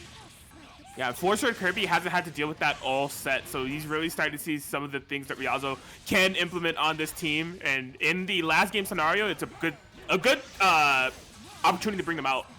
Yeah, this DP will be getting punished, but it is Hilda damage. If he builds up that CC bar, I think that might kill. Oh, doesn't try to fish for it. Ooh, okay. Able to punish the burst with the DP. Yeah, it doesn't block the overhead, unfortunately. Just gonna cash out on the cross raid, all up to solo level 1 Red Tiger. And cross up JA? Yeah. Ooh, just wakes up with the cross slash. No Tiger comebacks here, and Ryazo's team will be putting 1 set on the board. Oh, I do like That is correct, team. I'd rather do Parsec has momentum, putting the pressure on Lon Lily from Yukiko's biggest fans to try to bring this back as Lon Lily is going up now, but no pressure to Lon. No. I can't take the stress of it. It's Ron's turn. Uh-oh! Maybe this is the top 10 anime portrayals right in front of us as Ron Rose is gearing up for battle against Zero Shadow Blood. Ron requires no sound, so I will be deafening my Discord, but he's gonna game here. Look forward to it. Best of luck to Ron. That's so team Yukiko's biggest fan, Ron, watching from meters away, watching Lon play, saying, I can't take it anymore. I need to get on the sticks. Lon said, no, you don't even play Yukiko. Ron said, hand it over. And Lon obliged. So it is Narukami Yumi up against Yumi and Susanoo from Zero Shadow Blood. Game 1. Okay. Jump C6P. That was, yeah, very hard to kind of deduce that Lon would end up on the other side there. Oh boy. Yikes. A bit of a drop there for Lon. The chaos has started. Zero Shadow Blood not able to get the full entirety of that combo. Air unblockable? Oh, try to go for God Press. I think they were just a little bit too plus. Again, I wouldn't have guessed that was going to cross up, but it ended up crossing up.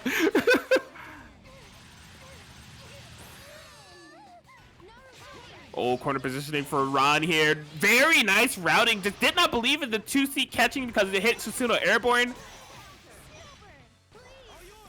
Ooh, boy. Yeah, just slowing down the neutral here. Constant snowbirds and assist calls. Oh. You can see Zero Shadow Blood trying to approach, if possible, following up with 6 Ps of their own. Has pushed Lon into this corner now. Ooh, DP. Oh, that. Wow. All right, so it was the empty. It felt like a Susanoo button just may have whiffed, just didn't come out, but still. Another DP. Zero Shadow Blood has been very on point with DPs. Oh, and that will be a confirm on the dead Yumi. And yes, you gotta expect it to check 6 frames with Yumi on your incoming, and that will be a dead Narukami. Zero Shot of Blood able to go up 1, and team I'd rather do Parsec is in the full advantage now. They are a game away from moving into grand finals. Seems that conflict is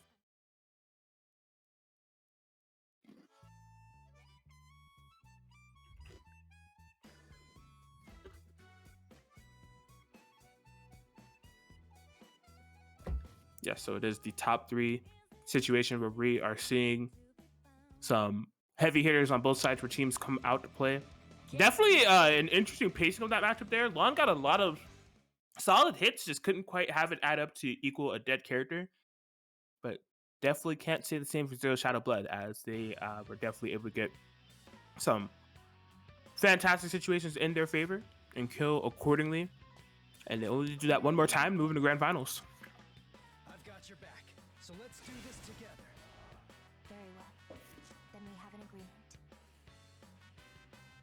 Can't escape from crossing fate. Here we go, going into game 2.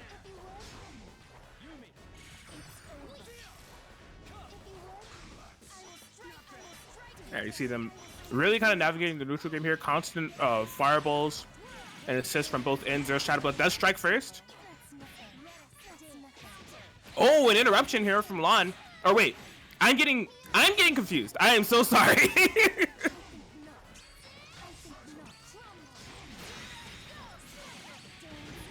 All right. Yeah, Lon just really hasn't been able to get things started here. I got super confused on the freaking Yumi mirror. Okay, this could be a good opportunity to get started. Yeah, that was a really awkward pickup for the happy birthday. Wow, okay. Off the 6P, making it very hard to defend against situations. It's instantly trying to make it a burst, but gets it again. Ron really starting to heat up here. Oh, but the parry at the perfect timing. Yup, just right enough time to get the Susanoo in there. Oh, tries to tick throw. Yeah, that's gonna be rough. Oh my gosh, I think Lon may have missed an input to activate the cross combo. If they have the cross stage available, that is rough. Bruh.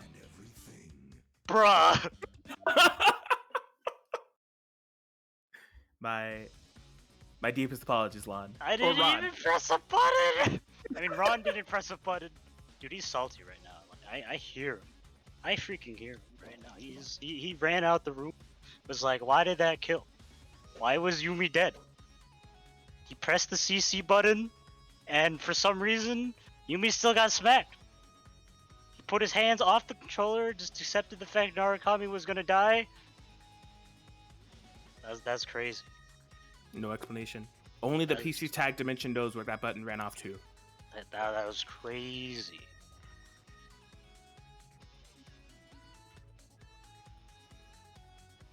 All right, well, the grand finals will be either way. It was going to be a run back, but it will be the run back of team I'd rather do Parsec versus team Reese, Enjoyers, Yusoro, and Dash Scrub David, looming in the background, waiting to fight whoever was victorious in that losers finals. It'll be interesting because I'm wondering if team I'd rather do Parsec is going to lock in the main teams that they were locking in for this previous match we just saw.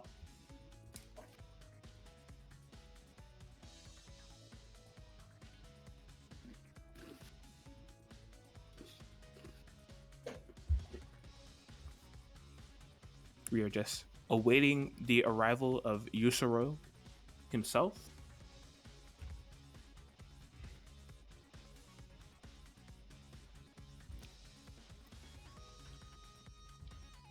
Where could he be?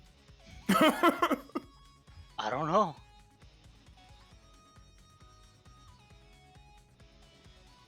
Well, look, this will be the final set, or possible final 2 sets if there's a reset here at PCTAG and Chill number 32 tournament. As I've been saying, be sure to follow Guzman on all of the socials, the Discord, if possibly you want to join one of these tournaments in the future, the Twitter, if you want to stay up to date with future BBTAG and Chill and PCTAG and Chill iterations, and the YouTube, if you possibly want to subscribe to Guzman on YouTube and be able to relive the BB Tag and Chill and PC Tag and Chill moments, as the VODs are uploaded constantly as they happen. Yet also some original anime game content as well over at Guzman's YouTube. The question is, where's Yusoro? Someone go pull him out of Switch General. Is he in Switch General? Dude is... I don't know. He's nowhere to be found. Funny enough, I checked Switch General, and you know, the last 3 messages, Yusoro is a part of them. I mean, it was at 247, but he's still there. Okay, well... Oh, there he is. Cool. I don't know when he showed up, but there he is. All right, so the initial match will be Yusoro versus Ryazo.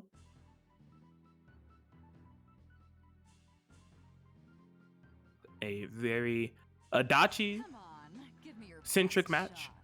as both sides do have Adachi. She won't bite. Now, I wasn't here to see see this play out the first time. So, how did it go last time? Well, from the initial set that these teams played, Ryazo and Zero Shadowbird were still on 9 Yumi, so it's kind of them meeting for the first time, to be honest, because like Ryazo didn't have this team. Yeah, just DPing out. Can't safe jump a character. The counter DP. Oh, that's and the BC is above your head, so you're just like, yeah, I'll just duck below it, and then he'll just like, actually, you gotta stand. Yeah. Tries to bait a throw, but excellent bait on the burst. Going to be putting Adachi in this corner positioning. Yes, going straight into the cross slash. Are we gonna be? No, we won't spend the entirety of it. Oh, wakes up with the 5B, stabilize the happy birthday. It's gonna be a huge amount of damage on both characters. Doubt it will be a kill. There's not enough meter on deck. I don't think so. But sets up a Bizio situation, but hits the 5C. Spends the bar just to send a message, I guess. I'm not sure what other reason there was to do that. And gets the counter hit JA into 5A confirm, and round 1 goes to Yosuro. That is correct. Or no, round 1 will be going to Ryazo. Oh, did I say Yosuro? You did. Yosuro, Ryazo, they got the same end. It's true. It's true. It's quite the mix. They both have Adachi, like same syllables, same like phonetic ender, or very similar, you know. So I completely understand. Get ready. But yes, Ryazo moving team. I'd rather do Parsec closer to that reset point.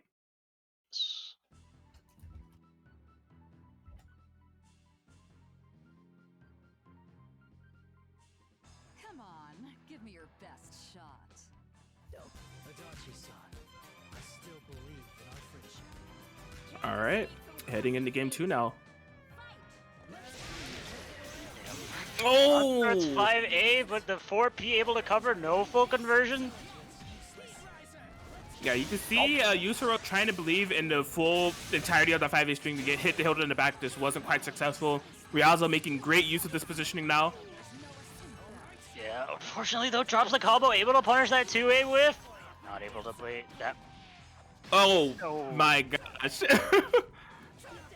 Net play. Ooh. Yeah, sets up a sandwich situation. Have to be careful of Adam Smasher. Just get hit. What? Yeah, I think Yusoro was expecting it to whiff, so they were holding for it and also possibly hoping that the Adachi hit Ryazo's Adachi in the back. Just some unfortunate decision making for Yusoro altogether here. Yeah, and that happy birthday almost stabilized, thankfully for Yos. Punish.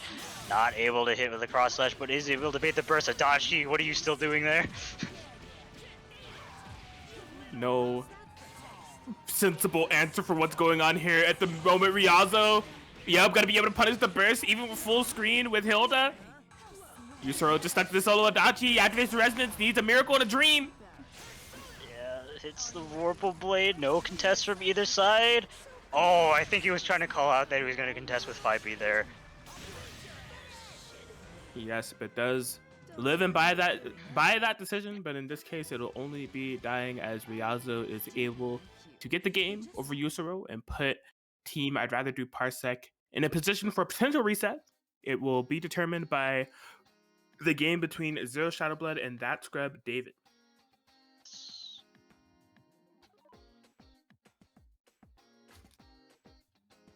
Yeah, so all the pressure on that scrub David needs to really believe in the faith of Reese to carry them through this run that they must do, where they will have to play Zero Shadowblood and Riazo back to back. If Zero Shadowblood gets off out of this. Indeed, that is the question.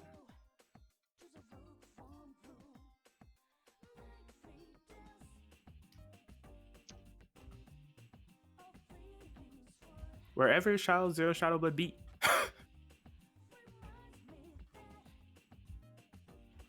Okay, there he is. I was about to ping him. Could probably sense that, and he was like, "Oh snap, I gotta go." Get ready.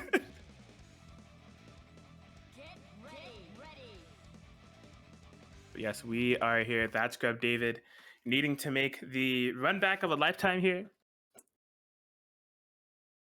To prevent the bracket reset from happening, has to win 2 games, not over Zero Shadowblood, but 2 games over Yazo too. Yes, not to mention that this is initial exposure to both of those players' main teams too. So going to have to figure out how to navigate Susanoo Yumi from Zero Shadowblood and possibly Hilda Adachi from Riazo, respectively. Yes. Let's raise a little hell, shall we? That's practically my job at this point. But yes, here we are, game 1 between these two, this grand finals. Okay, yeah, push blocks to try to fight the mix, but still has to eat air unblockable. Yep, still just in this corner positioning. Oh, that move is getting it punished. Forced sandwich situation. Yeah, nice block so far. Excellent DP out. Ooh!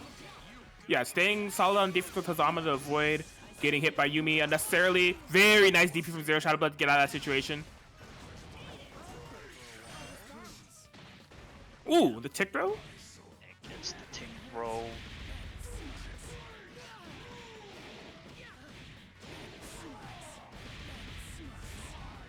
All right, Zero Shadowblood getting some nice positioning here. Yeah, that was... I think that script day was maybe trying to up back. Some very nice meetings there from Zero Shadowblood. Keep him locked down. Ooh, unfortunately misses that, and it is getting punished. A pivotal drop for that scrub David. All right, but firing right back, but no pickup. Usually so clutch on those, but doesn't have it in this situation. That will be a fatal mistake for that scrub David.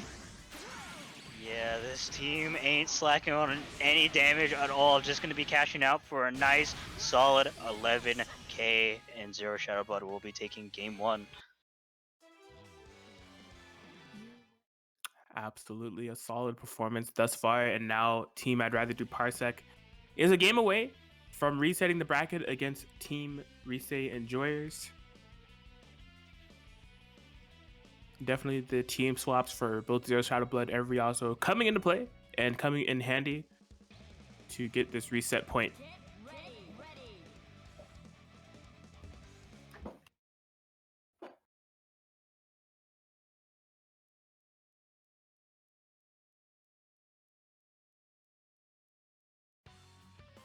But yeah, see how this works out. You know, that scrub David had actually a couple of good calls and confirmed going on seemingly, but wasn't quite able to get the enders and really paid for it in the long run, right?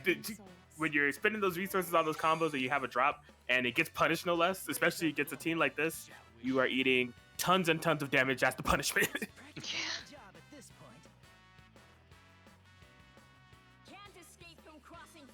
All right, reset point for team I'd rather do Parsec. Oh, the 5B sniping Hazama out of the skies. He's spending meter just to set him off in the corner. Isn't able to catch out.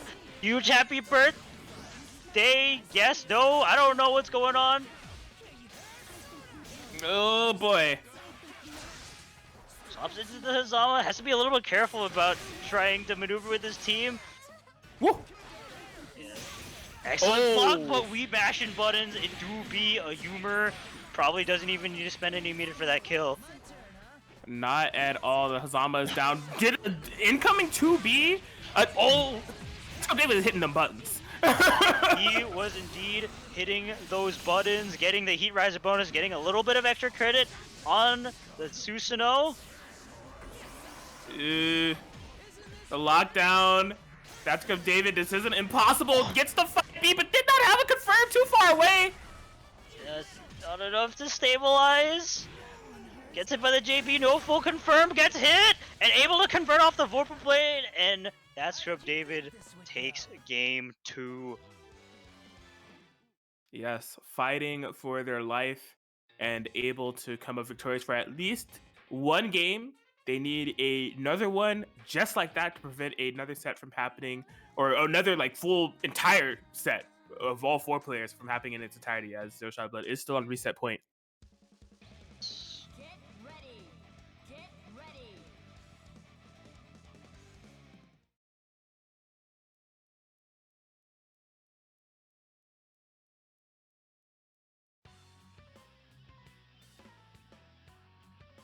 Yes, we shall see how this works out. I will say in terms of the 2v2 game, we're seeing Zero Shot of Blood get a lot of their kind of game plan started before that Scrub David does. There's been some clutch calls, some comebacks, and like, I mean, Mans literally did incoming with Adachi 2B against Yumi.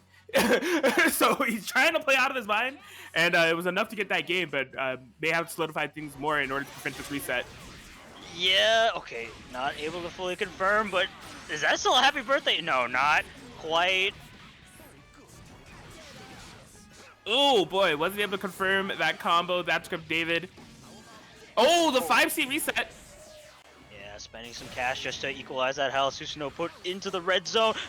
Why is he on that side? Excellent DP though to punish the burst. Setting up some more CC pressure, gets the cross up. Oh boy. I think he was expecting that 6P to hit. What? Oh, I tried to contest it there, but I think that's where David was just plus in that situation. Not enough resources to confirm into a kill. Excellent tech on the throw though. Uh-oh, gets hit by the 6P. Oh, but it dropped! Yeah, no DHC to try to contest anything. All up to solo Susanoo. Oh! And I think that should be a kill with the DHC. And as long as there's somehow no drops, that's Scrub David will be keeping his team in the winner's side. Just has to fight Ryazo now. That is correct. That's Scrub David digging deep at the brink of a reset, still able to get the reverse sweep and keep the Reese dream alive for Reese enjoyers. And yeah, truly now everything will come down to this set of if that Scrub David has reached out to the truth entirely with Reese in his heart to win the tournament, or if the desire to do Parsec overcomes even that Scrub David's love for Reese. We shall see.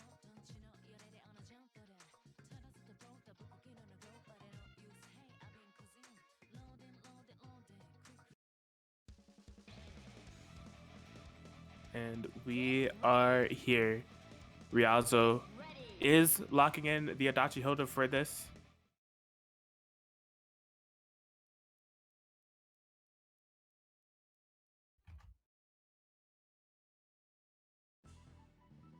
So yeah, this is not only, if I'm not mistaken, this is not only that Scrub David's first interaction with Ryazo's team of Hilda Adachi, but also just Ryazo as a whole. I don't think they played against each other in the previous set, but I'm not quite sure. There's been a lot of sets today.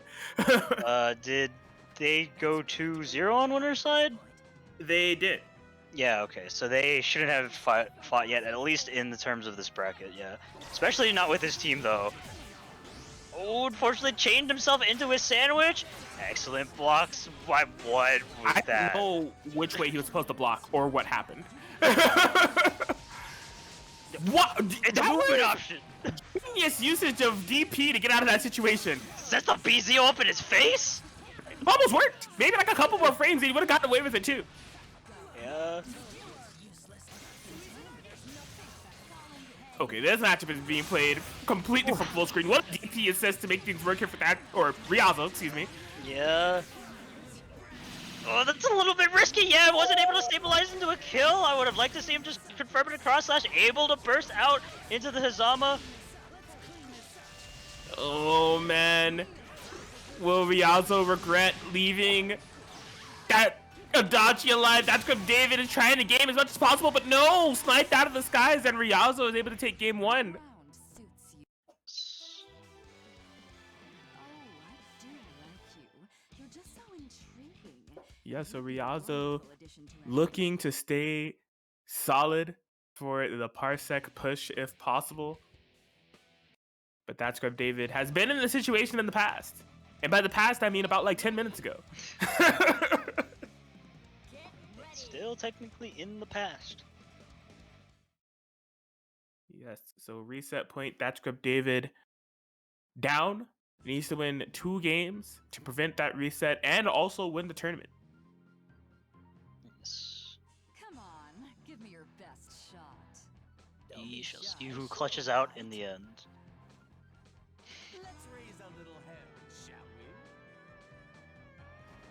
That's practically my job at this point. Let's see how that Script David's going to be able to navigate around this. I do imagine that this may be a tough team for them to overcome, just given the screen coverage that Ryazo can do. Already starting out with the DP assist, cover that as much of that screen as possible. Yeah, hits the fall in pain though. That's Script David taking out of the corner. Did not my- Hilda with that 6P. I can't believe it. Yeah, that 6P just flew straight past. What was that? What was that? It's a Did he just blockable block a C. bullet? That's crazy. That was too gamer for me. Oh, It catches hit the low. toes. Still able to punish the burst here. That's Script David getting some stuff started. Yeah. What is he doing on that side? Not only a corner still 5C. Adachi held forward for like 3 seconds and it became a mix-up. Yeah. Oh, is this gonna be a stabilized into an unburstable kill? Yes, with the DP, all up to solo Dachi and wakes up, mashes that button. I think this should be a kill with, I'm gonna say cross raid, but looks like the assist will be stabilizing that combo. And 1-1, potential tournament point here for Reese enjoyers. Dude, that Scrub David's PCTAG and chilled plot armor is insane. Like, he actually has such ridiculous plot armor at this tournament. Like, I have seen him make comebacks in such dire situations. I think this would be definitely one of the most dire, just given, like, what he has to overcome. And he is, like, right at the doorstep of possibly being able to do it. Who knows? Perhaps that Scrub David is the hero that PCTAG needs all along. He might be the protagonist of the story. It could be Reese being the biggest driving factor of it all. And if I know one thing about that Script David, they do like them some Reese. But Ryazo has been playing really well. It's just like, you know, this is a first to 2 and not a first to 3. So it's going to come down to this. So much on the line here. Yes. Oh, that's a big rock star for Ryazo. Just didn't quite have the stabilization. Oh, the 6P comes out the BCO. What was that? What hit? Lots of chaos going both ways here. Oh, my gosh. yeah, there's a lot of sandwich there. Hits the low, activate the CC. Oh, the falling JA here from Ryazo to catch that Script David slipping. Yes, doesn't get an ender, but sets up a sandwich scenario. Gotta be careful. Sets up his own sandwich. 5C coming out. The 5C. Oh, possibly tried to call out that attack to Hilda. Oh, that's really tough to block. Fortunately, not too much damage for Ryazo there to take, but that Script David is just on the ball. Yo! That was so sick. Is that gonna be a kill? No, single target hit on Hilda. It might be. Yes! She will be going down solo. Adachi, Ryazo. Is this the fabled, the protagonist of PCTAG? Can he make it happen? Not with this Vorpal Blade confirmed, not, at least not yet. Bending all the meter, trying to get as much damage as possible. Doesn't get a cross-slash enter. The resonance is almost over. Hits the Hazama again, gets the command throw. Ryazo making this solo Adachi comeback happen. Burst on the Vorpal Blade, excellent time, not enough really threatening anything. Excellent break on the 6P. That was so good from Ryazo. They are nullifying so many situations and playing out of their mind at the moment. That's why David's characters are so low. Need to be so careful. Zeos, South Hazama, Adachi versus Adachi, mirror match, society. No, double combo. That's from David. Stay calm, doesn't get hit by the frame trap. Oh, one touch situation for everybody. Gets hit with the JP. Is that gonna confirm it to a kill? And I think with the Vorpal Blade, unfortunately, our protagonist couldn't seal it. The deal resets the bracket, though. We still got a couple more games. Oh boy. Man, that came completely down to the wire there.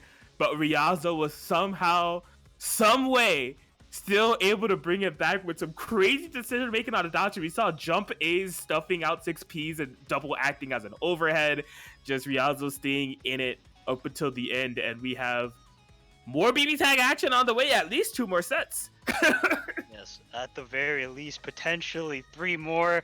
Oh man, that set was a heart stopper.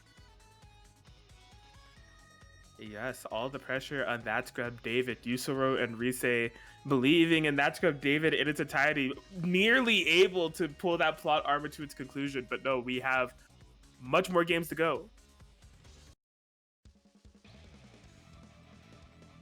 So sticking with it, the Hilda Adachi did very, very well against Yosuro last time.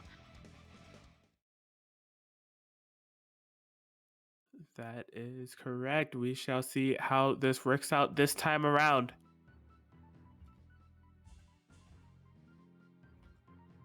Whew. PCTAG.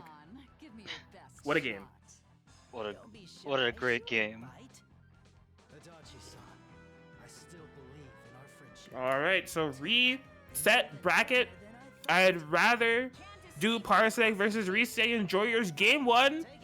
Ryazo and Yusuro. Ryazo is on fire right now, trying to keep up that momentum. Get sniped. Sets up the BZO. Doesn't go for the air unblockable DP, but just gets a grab instead.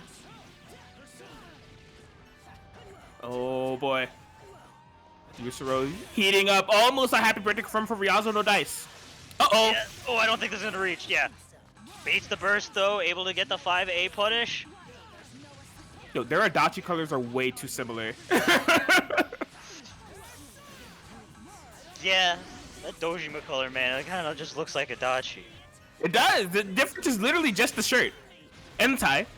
Yeah, and I think, yeah, with double DHC, this should be a kill on this Adachi. I would say so. Ryazo on fire right now. Really, like I said, carrying that momentum from the last match straight into this one. Oh, what? The JV getting stuffed out by the JC? Whoa. Hilda buttons, man. There's something else. Oh, smart, solid to confirm here for Ryazo. I'm so surprised that they didn't go for a cross flash. Yeah, oh, that BZ wasn't safe. safe. Persona. Okay. Oh, what a call-out attempt. Yeah, gets hit low, isn't able to confirm, just gets the Fawn Pain and 1 point on the board for this reset. Yes, Ryazo looking solid thus far.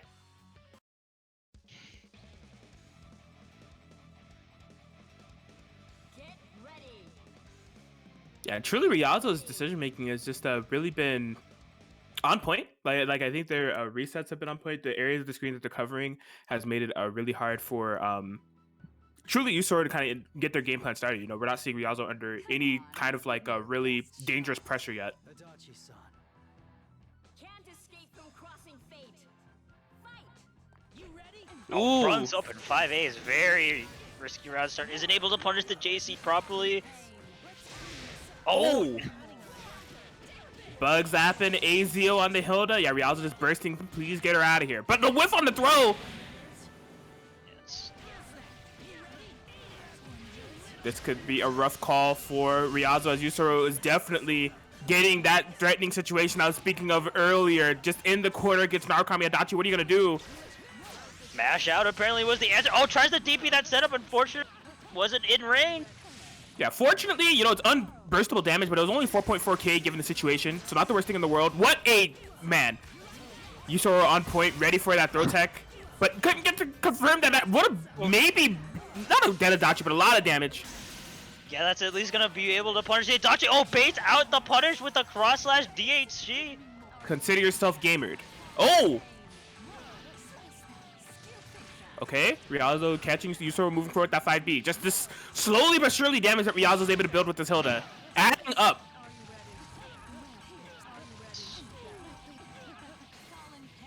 Oh, what? Cyclops reset? Okay, Rialzo is really popping off, out of control with this Hilda at the moment. Forced sandwich situation, best of luck to you. Oh, what? I cannot believe that was his wake-up option. What compelled you to do such a thing in that situation, Yusoro? Oh, is it able to confirm it to a kill? I'm pretty sure this would have done it there, but 2A will be killing the... Is it able to confirm off the JB? Sets up the BZO straight up in his face again. 2-1 Mercy will also be getting punished. Yeah, it was almost an interesting bait, because Yusoro could have possibly done something with the Narukami as Hilda was punishing Adachi, but... Ew, just gets hit by the jump back A's. These Hilda buttons have been coming so clutch for Rialzo. We are in Rampage time. Rialzo refuses to activate this resistance quite yet, just going off of raw momentum. Yeah, oh, runs into the JB, and Rialzo is definitely making this solo Hilda comeback happen. Oh, that's gonna get put. No, it doesn't! She barely evaded the cross slash, and with that pristine spacing from Rialzo, they will be able to get the first game post reset and really put Team I'd Rather Do Parsec in a very nice potential situation to possibly get this tournament. Potentially one more set away from just winning the entire thing. That's Script David. Gotta keep it calm. Gotta go fight Zero Shadow Blood again.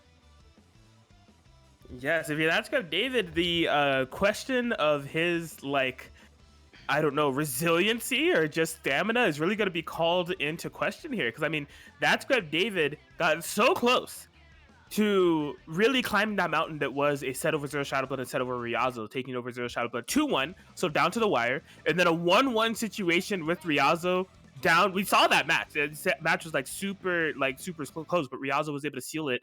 And now if you're that Script David, all of that work that you did previously was nullified, and you are faced with the task of having to do it yet again. Definitely. There's a very heavy weight on his shoulder.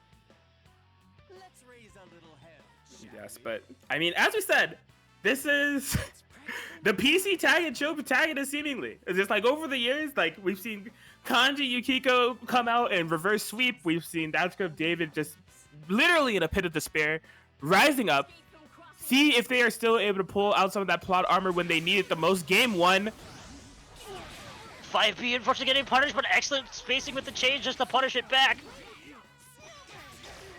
Oh, fantastic snipe from Zero Shadow Blood. A DP from Script David saying, please don't get started. Yeah, baits the anti-air. Oh, I don't think he wanted that. Sets up the BZO pressure though, goes for the empty jump low, isn't able to fully convert. Oh, tried to confirm off the combo. Still another DP. Script David is fearless. Yeah, okay, the 6B getting snuffed out. Whoa! Curse clashes. Absolutely. Nothing but curse clashes. Oh boy. I can't who did what? I guess he was trying to call out the Zero Shadow Blood may attempt to confirm off of that, but no dice. The DP was baited. Script David in a ton of trouble at the moment.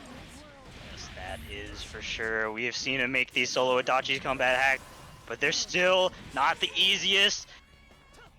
Trying to bait a TP there. Doesn't believe in the 5B hit. Hits the God Press, but yeah, he was still in block stun from that 6P, so it was absolutely unnecessary to actually go for that DP. And Zero Shadow Blood taking game 1. Yes, that will be a possible tournament point situation for Zero Shadow Blood. We saw Zero Shadow Blood previously on the possible reset point situation.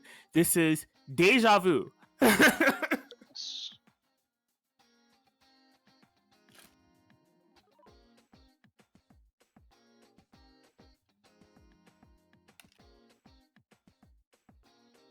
So what could it be? Will that Scrub David be able to repeat the past? Or could this be the end that team I'd rather do Parsec is looking for? This match may in fact determine the results.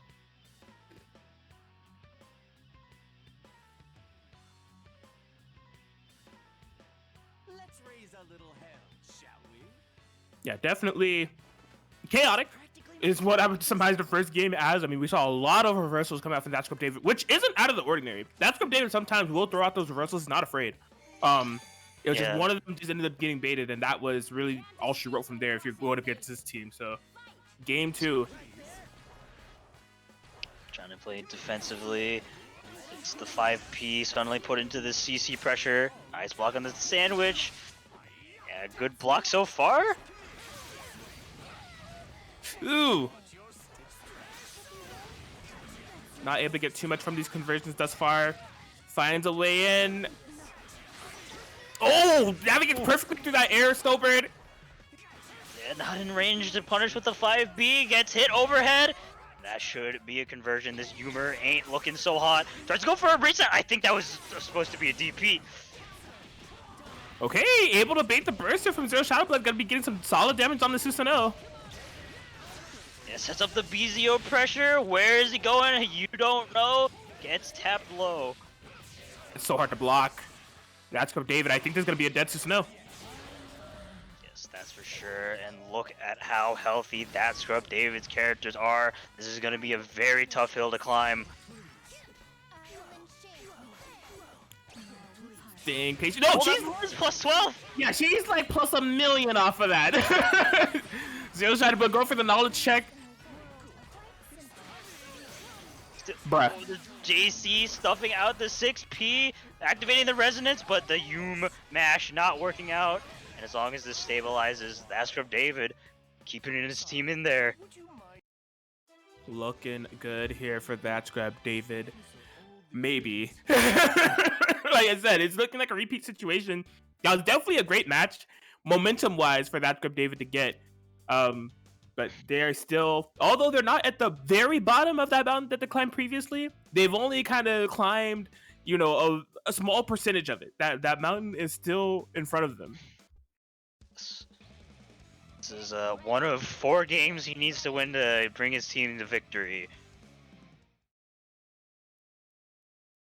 Yes, we shall see if that Scrub David is able to do so. Whew. These games, man. Yeah, this has definitely been a great grand finals. Raise a little hell, shall we? That's practically my job at this point. My cause is just. All right, we'll have to see how this works out here. That's Scrub David having a convincing previous game, but you gotta imagine that adaptations are well underway. Game 3, possible set point here for team I'd rather do Parsec. Yeah, it's the 4P. Excellent active swap to avoid everything. Just, yeah, both players trying to find a good opportunity to find in. Gets hit overhead, no full conversion. Sets up the BZO. Nice block so far, but can't block forever. Yes, overhead, low overhead was the choice there from that Scrub David. Oh, some whips. This human tries to go for a command grab reset. Zero Shadow Blood sniffing it out. Going to be setting up this sandwich CC pressure. Has to be incredibly careful. Finds a good place to burst out. Azama will not be dying, but this does not look so hot for Adachi. Yes. Oh, the DP is baited. I believe this Adachi is dead. Given the confirmation here for Zero Shadow Blood. Doesn't even have to spin the meter. Solo Hazama for that Scrub David. Yeah, activating CC almost immediately. Doesn't block the 5C. Does not gonna make a huge amount of damage. Doesn't block the same side cross up overhead. That same one block. And Zero Shadow Blood able to defeat our protagonist. And unfortunately for that Scrub David's team, the Reese Enjoyers, that will be the end of their tournament run. But nonetheless, good stuff to them. Yes, although Reese is not satisfied by that performance, I'm sure that Reese is proud of that Scrub David regardless, but at the end of the day, the desire to do Parsec was too strong, as Ryaza and Zero Shadow Blood are victorious. To give you a reminder of the top three, it was Team Yukiko's biggest fans, Force with Kirby and Lonely in third place, Team Reese Enjoyers Yusoro and That's Scrub David in second place, and Team I'd Rather Do Parsec, Ryaza and Zero Shadow Blood locking in that first place finish. Solid weekend of 2v2 action here at twitch.tv/Guzman Gaming 1 PC Tag and Chill today. PC Tag and Chill today, and BB Tag and Chill yesterday. Typing and talking is hard, man. I've typed in a lot of the links that you can support Guzman on if you want to be up to date with future BB Tag and Chill and PC Tag and Chill tournaments. But for now, I do believe that is wrapping things up here. I definitely had a blast here as Kraken Atkins, and thanks to Guzman for hosting. And of course, thank you to the fantastic Londley for co-commentating with me as well. It's always a pleasure.